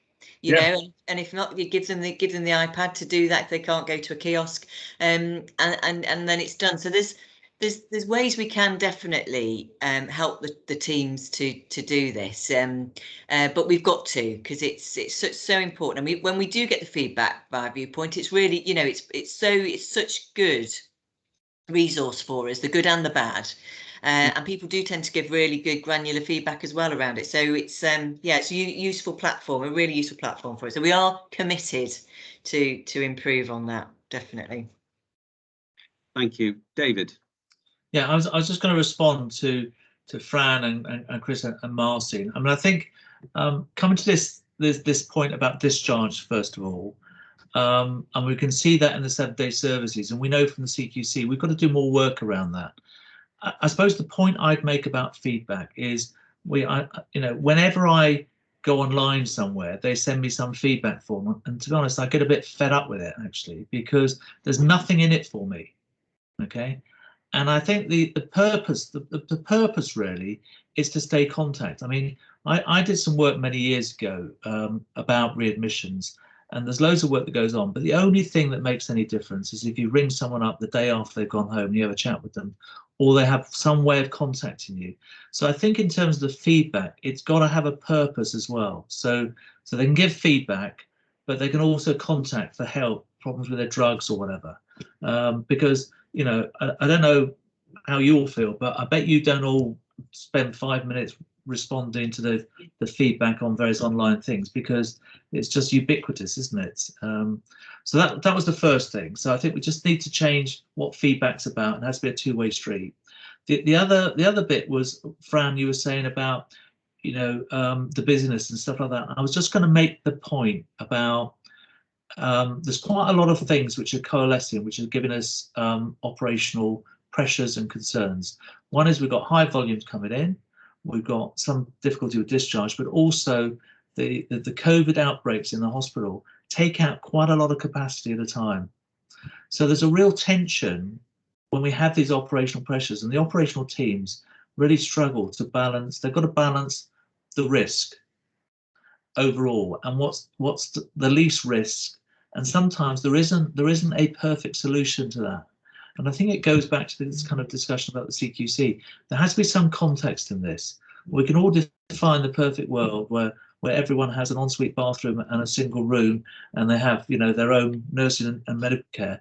But sometimes we've got to understand how we balance the risks. And I don't know how we can start figuring that in the quality report to give you a flavour of that. But certainly on the on-call, Suzanne, you've had lots of it, and the week before there's been lots of these discussions about actually this isn't quite right, and we have to have a discussion. The IPC team, we get together and we have to weigh up the risk of leaving people in ambulances, the risk of them in queues, the risk of opening up a ward or a bay or so on. So it was just making that point, Fran. And I think, David, conflicting things, I definitely would support everything you've said, having been in an operational situation myself, trying to not without COVID, it was bad enough. So I think it's just in the busyness, somewhere we've got to always try and make sure, as I know your staff will, it's that putting that patient right at the beginning. You have to make do with what you've got, don't you, at times? But it's just always having that mind and that sort of view on that patient, because it can sometimes get lost with all that busyness. And it's not a criticism. I absolutely agree with you, Fran. But I was just trying to put and the CQC probably I shouldn't have mentioned CQC because it is irrelevant at the moment. It's actually that focus on the patient, I think, which is really hard to keep on when you are pulled in so many directions. Putting people in sleep rooms, and I know it is really difficult, but I think if we can keep just bringing ourselves back to that that patient in the middle of it all. Okay, thanks, Fran. Jane? Just a very brief point on what David was talking about, ringing up and getting some feedback and trying to improve the feedback that Chris was raising as an area of focus, and trying to really improve the numbers. I think one of the things that the governors talked about at the meeting was actually asking patients around their outcomes. But not just were you treated with kindness, but actually was the clinical outcome what you expected? And that actually would be an easier question to ask to open the conversation if we were doing as you were suggesting, David, ringing up and saying, how did it go for you, and do you need any advice? It kind of is there is a reason for the call, and then you can ask them, were you treated with kindness? Sort of in a way, it sort of leads us in. So it's just something that the governors raised when I was speaking to them last time. We're going to have to move on in a minute, Chris. Brief point, please. You're muted, Chris. sorry, David, I do take what you're saying about you know, the some of the irrelevancy of feedback. I just think it shouldn't be patient feedback. I think it should be, we should get into a mindset of how we're doing, and we're eager to understand how we're doing. And if we change that mindset, then the two-way, as you rightly say, conversation and measurement of that conversation, I think would probably fall into place better. I think we see it as something over there, patient feedback, where it should be integral. That would be my point. Thank you. Andrea, just one from me. I thought we had said, with regard to the outstanding role for Ockenden, that we were just going to go ahead anyway. So I was a bit perplexed as to kind of that we're still waiting for national role. I thought Suzanne had suggested originally that we were just going to get on with it. I did. Yeah, I don't. So it's a good point. We haven't, and I think it was based on the fact that I think as a system we were waiting on still on the guidance. But I can go back to the team on that, Andy. Thank you. Okay, thank you. Great. I think you've still got the hat here, Andrea, for the CQC. Thanks, Andy. So it's really just to highlight to the board that that we did have a CQC unannounced visit, which covered the dates of, it was a couple of weeks ago, covered the dates of the 16th, 17th and 18th of November. It covered both sites. It covered the Ashford site and also the St. Peter's site. And in particular was looking, it was a themed unannounced inspection, looking at the particular domains of safe and well led in the two divisions of note, which was the medicine division and also the surgical and anaesthetic division. So we've at the end of the visit, it was quite a few inspectors came during the visit, and as I said, covered both sites, and we did get feedback at the end of that inspection, verbal feedback that was then annotated in a letter that we received. So I just wanted to give the headlines of what that initial letter said based on the verbal feedback that we got sort of the areas that we clearly that we've been done well in and areas for improvement. So and some of it's already been brought out in some of the reports, but just a synopsis really. The CQC were very impressed. The staff really engaged with them, and we were particularly delighted with that, because I think previous inspections, you know, the CQC coming in is a daunting experience anyway, and previously we knew that, you know, on 2018 we did know that they were coming in. There was a different style of doing inspections then. But to have an unannounced is quite a daunting piece, and I think, you know, all credit to the staff, they absolutely embraced it, and felt that this was very much an opportunity for them to show the good work that they had done and have been doing over the last few years, but also, you know, where our issues are, but what are we doing about it? And I think, you know, and they particularly the CQC mentioned that they were very engaged.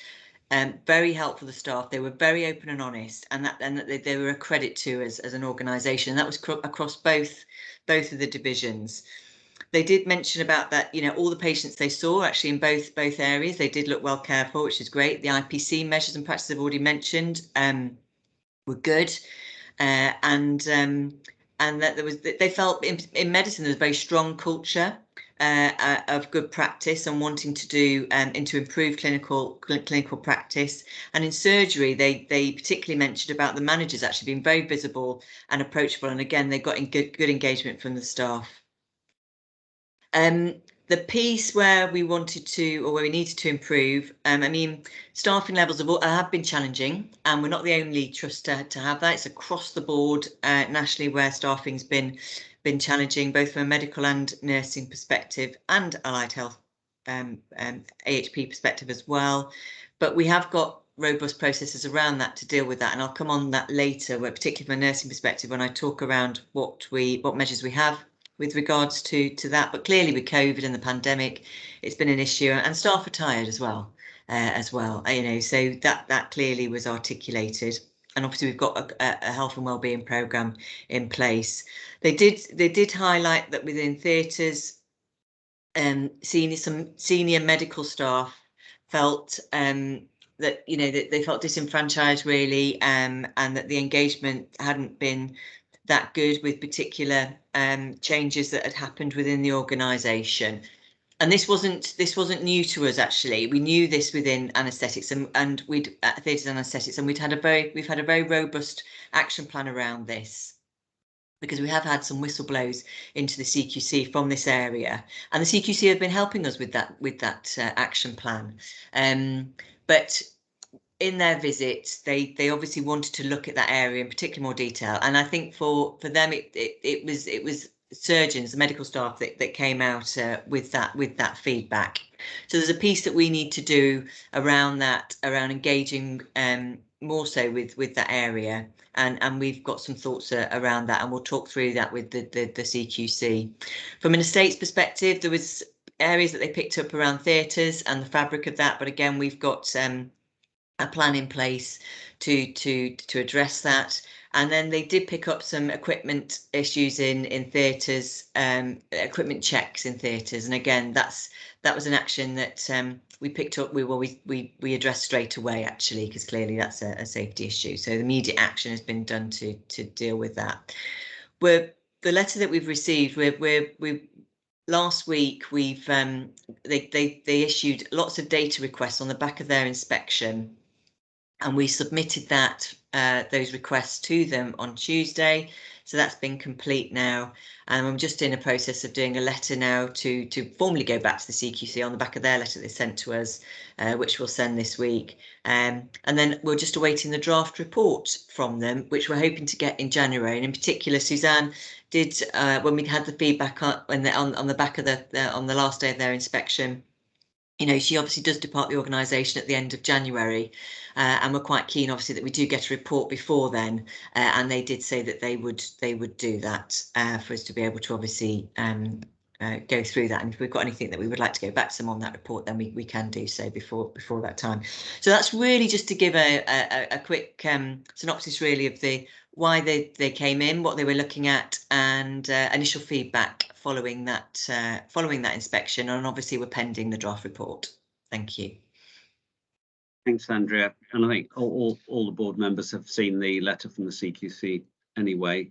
Probably worth mentioning, Andrea, as I did earlier, the feedback from the CQC on our data submission. Yes. Yeah, so we have had feedback from the CQC following our data submission, and actually it was really complimentary. I have to say they commended us on how thorough it was and how thorough the narrative was around some of the points as well, and they did class it as an exemplar. So we fed that back to the team, because the whole of the quality and divisional teams were very much engaged in providing this data collection, and there was a lot of it. There was a lot of requests for data. And so they'd worked hard on that in the last 5 days to do that, and so yeah, they're delighted with that feedback. As you would expect. Any questions for Andrea? Clearly, the big message is we've got to wait for the draft report. I mean, we've seen the written thing of the verbal feedback, but it only tells us so much. So we will wait the draft report, but. I think I already put on record my thanks to all the leadership teams, but also so many people throughout the trust who worked so hard during those 3 days, on top of everything else that we're doing. I think also an important point to mention, I forgot to say, is that they were looking at particular services, and so their rating of the domains around those services is what they will be looking at. It won't affect the overall rating for the trust. Okay. Whatever that report is that comes back. All right. Thank you for that, Andrea. Going to move on then to anything you wanted to bring out on the quality of care minutes, Jane? They were accepted as an accurate record of the meeting last week, so they've been approved. And just to say, at the meeting, we did have divisional representation, which was great to see, apart from urgent and emergency care, where they were under so much operational pressure they were unable to attend. And to say that, just for the board to be aware, we did have a draft report looking at structured reviews of patients that had died during the really from March 2020 to July 2021 in relation to hospital-acquired COVID. And this was a draft report which will be required to form part of regional work and inform the reviews of the COVID response, and obviously is important. So that is not in a state to bring forward, but will be something that will be just to highlight for future. But that work is underway. Okay, thank you, Jane. In which case we'll then move on to the Adult and Child Safeguarding Committee. This is the annual report, isn't it, Andrea? Yes. And this has been through Quality Committee. Jane, yeah, okay. Yes, it has. It came last week. Okay, Andrea.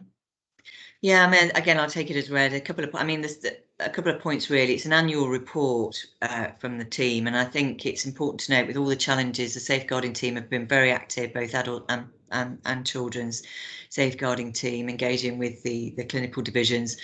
And we've continued with our safeguarding committees all the way through the pandemic, actually, because it's incredibly important. So that's really key to state. So the highlights really from this is our statutory duties have been completed, which is really good news. We've maintained that. The areas, I suppose, that have been a challenge is around training, but that's across the piece. It's not just within safeguarding training. We know because of the challenges that we've had operationally, that mandatory training is down, but there was a narrative around that, but we obviously got a focus piece to improve that.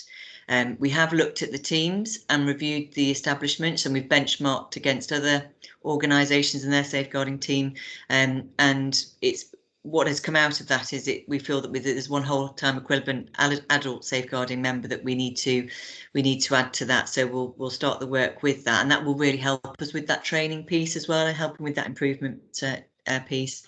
We have started a new safeguarding and learning disability and dementia group, which happens in between the safeguarding committee taking place, and that's been very well received and well attended by the divisions, and we're getting some really good traction around some of the actions outside of the committee, the main safeguarding committee, with that introduction of that meeting, and that's credit to Ellen Bull, my deputy, for starting that.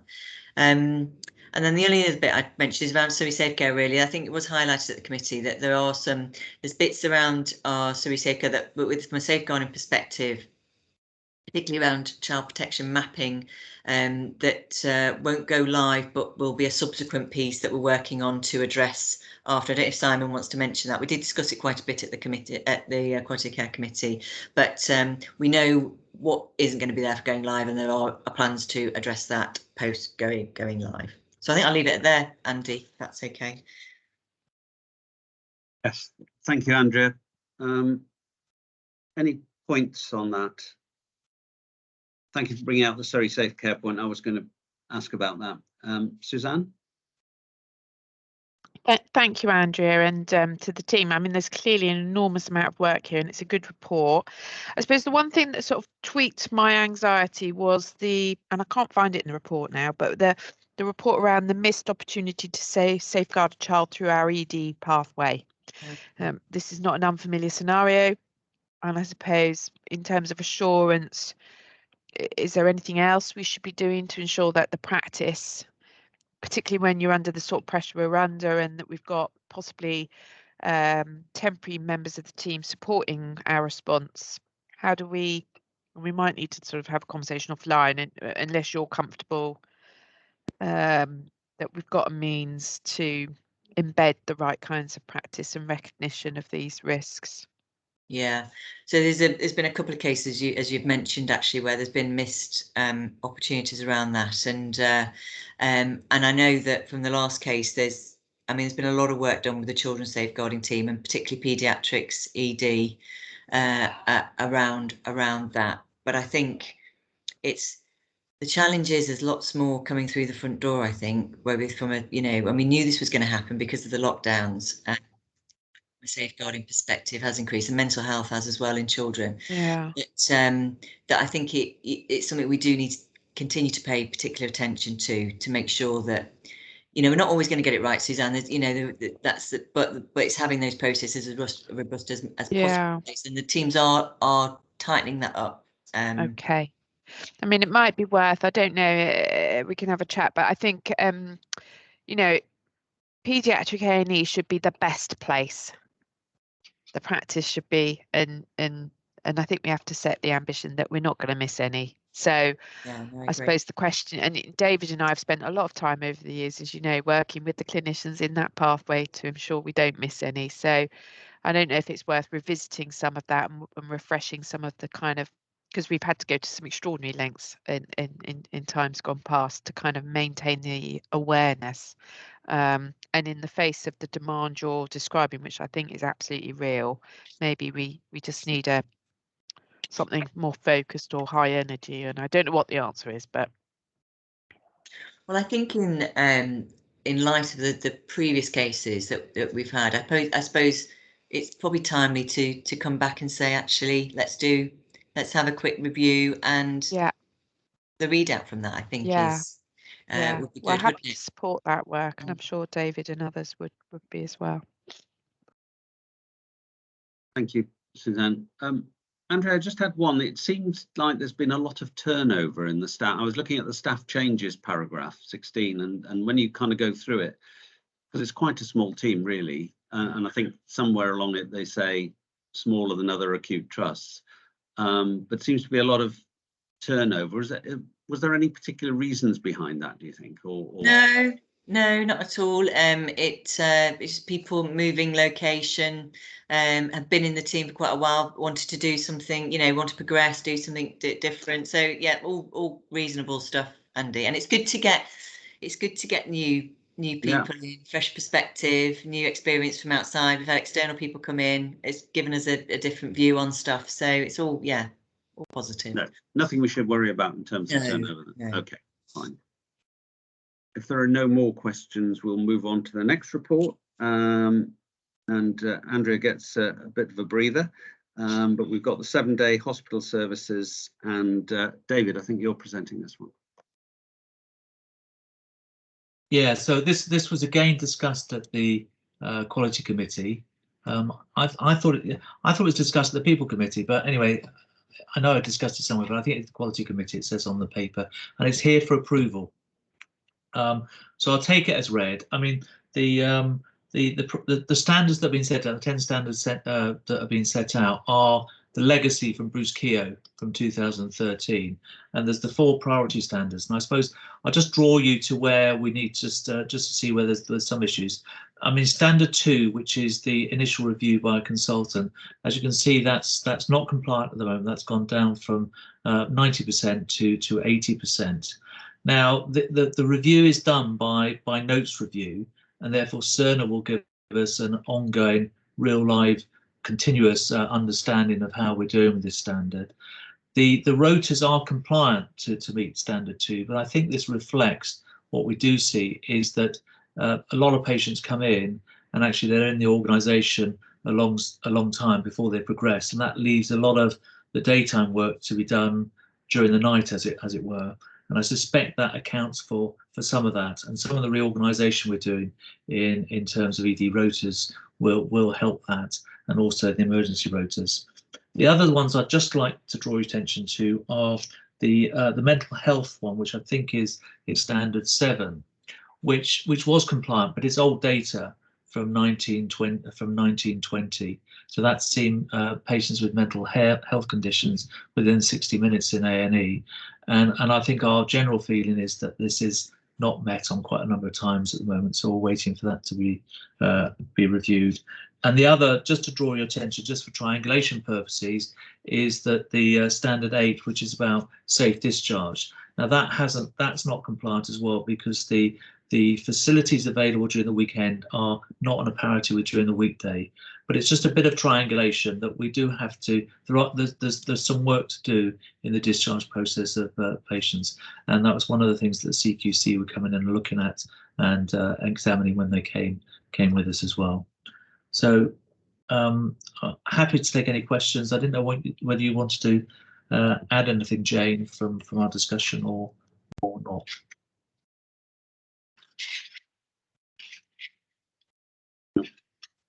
issues. I think you've summed it up well, David. I mean, I think we did raise some issues around some particular specialities, which obviously is further work that needs to be done in those particular disciplines. And that was something we did discuss at the Quality of Care Committee. But I think apart from that, you've picked up all the main points that we discussed. Thank you. And I think just for the record, when you said old data, you didn't mean 1920, you meant 2020. Otherwise, it's really old data. Yeah. Yeah, no. Good point, Andy. Just so we're clear. Okay, thank you, David. Good assurance, I think, that the Quality Committee is on this and that we understand where we're not compliant at the moment and what's going on to correct that. So thank you. Okay, so next we have Andrea. That wasn't much of a break for you. The adult ward safe staffing and nursing establishment. Jane, have you got anything to add on that one before we let Andrea? Marcin, it went to People Committee. Actually. Oh, is it People? Sorry. Sorry, Marcin then. Yeah, thank you. I was trying to get to say it went to People Committee first. I mean, I think the overall approach is that the committee has assurance on the process as required by NHSIE. What we did feel is that some of the areas to be examined, IER ratios, are richer than NHSI's recommendation ratios. And also, this only focuses on certain wards and adult nursing. And we felt that we needed a tool, and what was more important is the multidisciplinary approach to staffing, and particularly some of the new levels and roles that we've introduced in Ashford and St. Peter's that isn't recognized by this. So, a good piece of assurance work, but once again, we're striving for even greater greatness. Thanks, Marcin. Great. So, anything else to add, Andrea, on that? No, only that there's a lot of, I mean, the points aside, which we do need to work on, absolutely. From a nursing perspective, there's a lot of rig around this, and Ellen has worked very closely with HR, Colleen Sherlock before she left in particular, around doing establishment reviews with each ward, which Louise and I will get the readout from that soon. There's acuity dependency audits have been done. There's a daily huddle, safer staffing huddles that happen in the morning and the afternoon.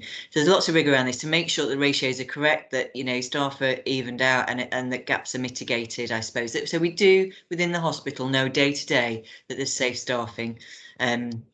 So it's just this is about assurance around the process around that. What we do need to do is expand it out. You're absolutely right to the multidisciplinary piece, and the guidance is from 2014, so it's so out of date. I mean, nationally they do need to update it to make that more inclusive, I think. But that's 2014, not 1914. Just checking. Not 1914. No, not the Great War, but it's 2014.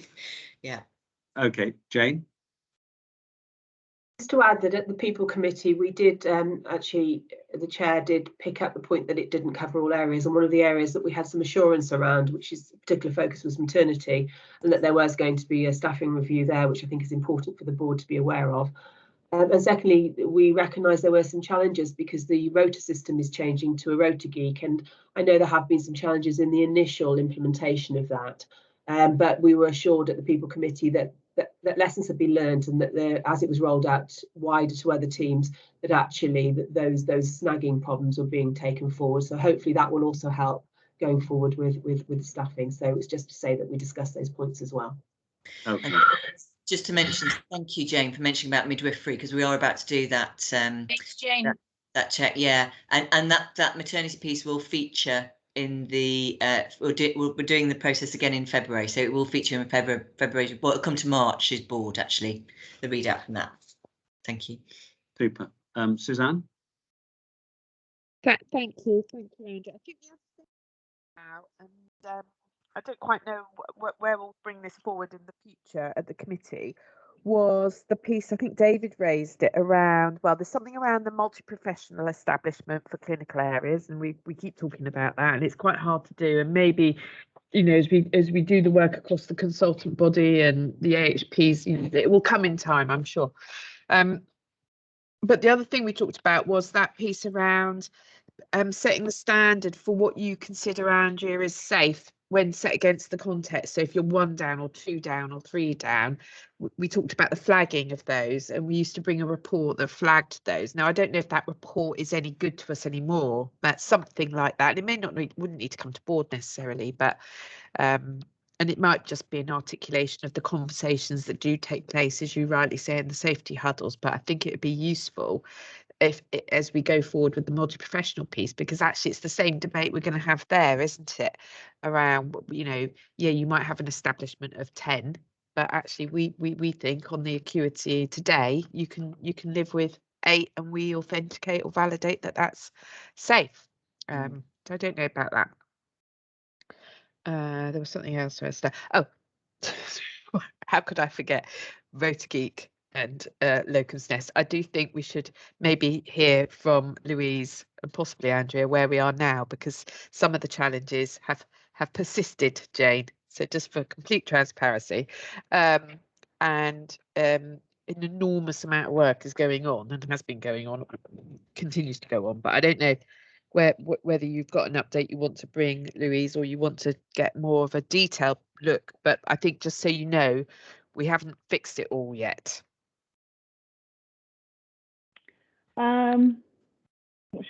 What can I say? I think you've described the process that we are going through at the moment. This is a transfer from a system that's been in place for a long time, which is a system that we then went through a procurement process because we wanted to increase the usability of a rostering system, and we also wanted to put something in place that was multidisciplinary. So we went through a full procurement process to decide on a system that we felt was compatible with what we wanted to do and was as ambitious as we were in terms of using it in a different way. So our previous provider were not successful in that process, and we appointed a new provider. And in fact, it was a collaboration of providers where they were able to show interoperability between rostering, temporary staffing, and into our ESR system. And so obviously with any kind of migration, you have some problems, and some of those problems were about how we engaged with the teams beforehand in relation to the information they had on the previous system and then transferring that. So we did quite a lot of transfer of data that probably wasn't up to date, and therefore you're then having to amend that post-transfer. But also we're learning a lot about how the systems, both systems work, and what you are able to, as a user, see when you log on versus maybe what you were able to see in the previous system. And like all of us, when we use new systems, we want to be able to open it and go straight to the information that we need, and that wasn't always happening. Doesn't mean to say the system doesn't have the information, but you had to interrogate it, or you had to certainly know how to find it. So certainly Group B, who followed Group A, we spent a lot more time understanding how we train the users to use the system. And there are still issues in terms of what that system is telling people. But we don't believe that means we should go back to the previous system, which, you know, obviously we're holding our nerve. That contract is now complete. We are in a disengagement phase with that contract. And we do have still the expectation that Rota Geek, Locum's Nest, working with ESR, will be a system that, you know, other organisations are going to come and talk to us about in the future, about how did you do that and what's that enabling you in terms of a better deployment of the workforce resources that you've got. So I suppose we're in that phase that when we talked about Eco earlier, you know, we're in that phase with this system of getting people used to something that's different, and also ourselves as kind of non-experts of a new system trying to learn really quickly and then be able to teach. So I suppose I haven't got any more detail, but, you know, clearly we'll keep an eye on this. And if we feel that, you know, as we have done this week, we need to put more resource in, then we will do. And my team have done an amazing job responding to the requests for support and requests for being able to do things differently, working really closely with Andrea's senior nursing team. So Andrea, I don't know if there's anything else that you wanted to say.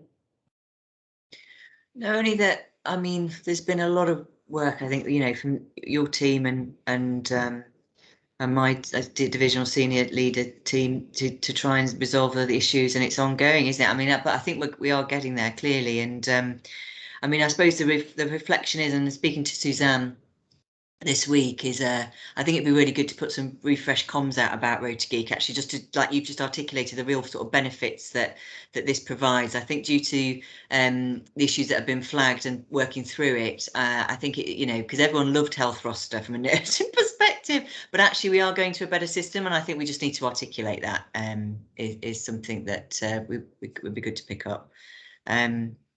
But I mean, a huge amount of work. I think it's not been easy. It's been a big thing, and yeah, you know, Debbie Beck needs a particular mention on your team. She's been incredible, very, very cool, calm, and collected throughout all of this, actually.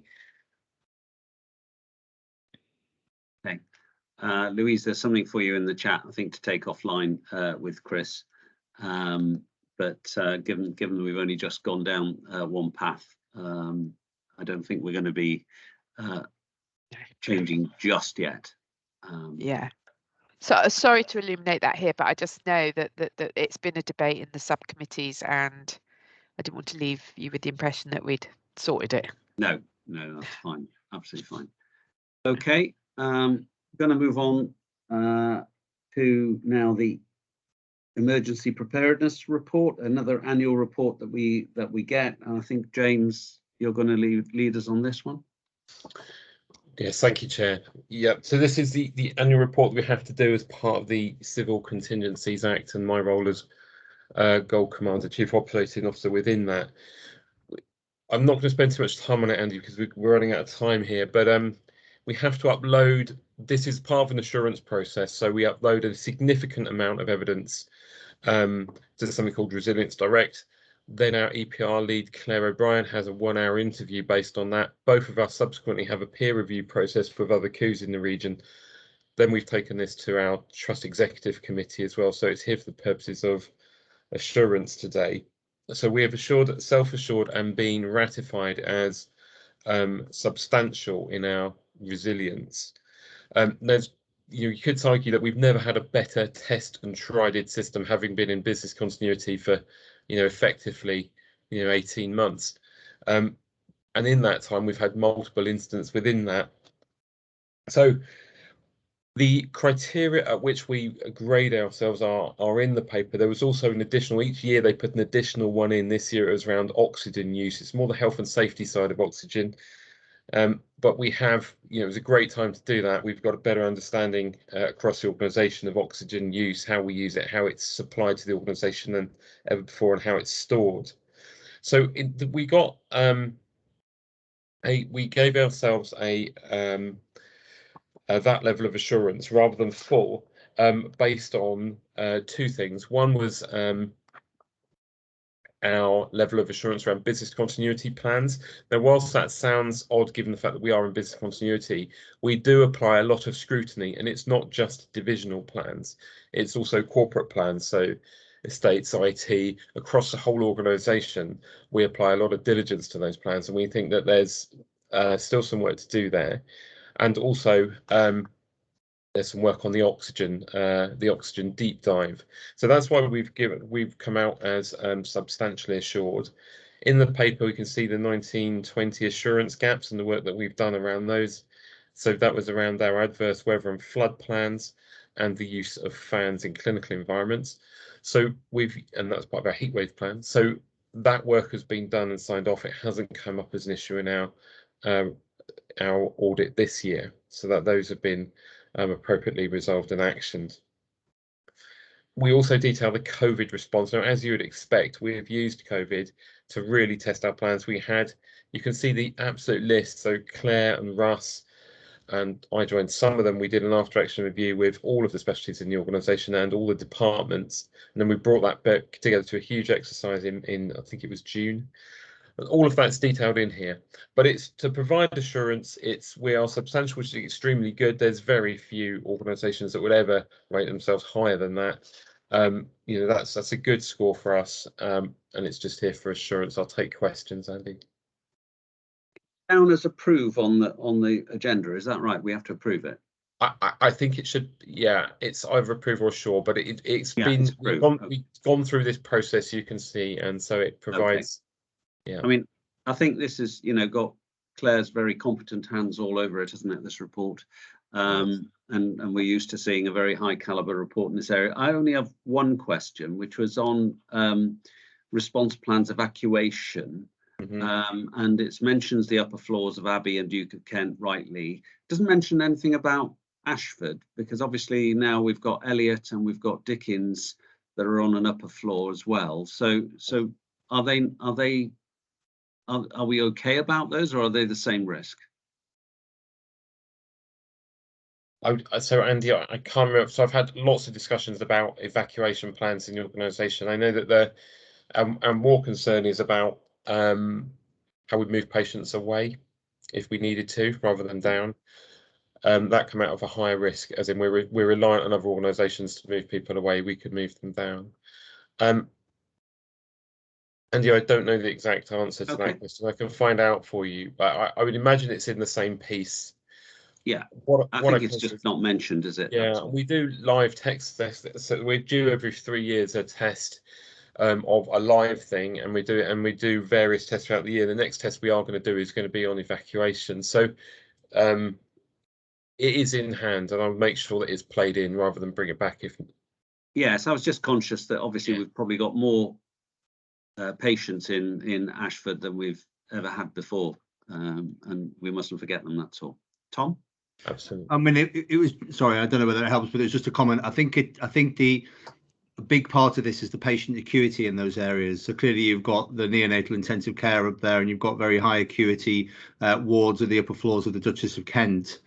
I mean, clearly, you know, you've got theatres on the first floor of Ashford, and you've now got the enhanced care unit. So, and there's more activities, you say, going through there. So it's probably the balance of acuity and where that is that probably needs to be taken into account. But yeah, I think that kind of, I guess, maybe goes some way to explaining it. But clearly, we need to make sure that we've got the assessment right.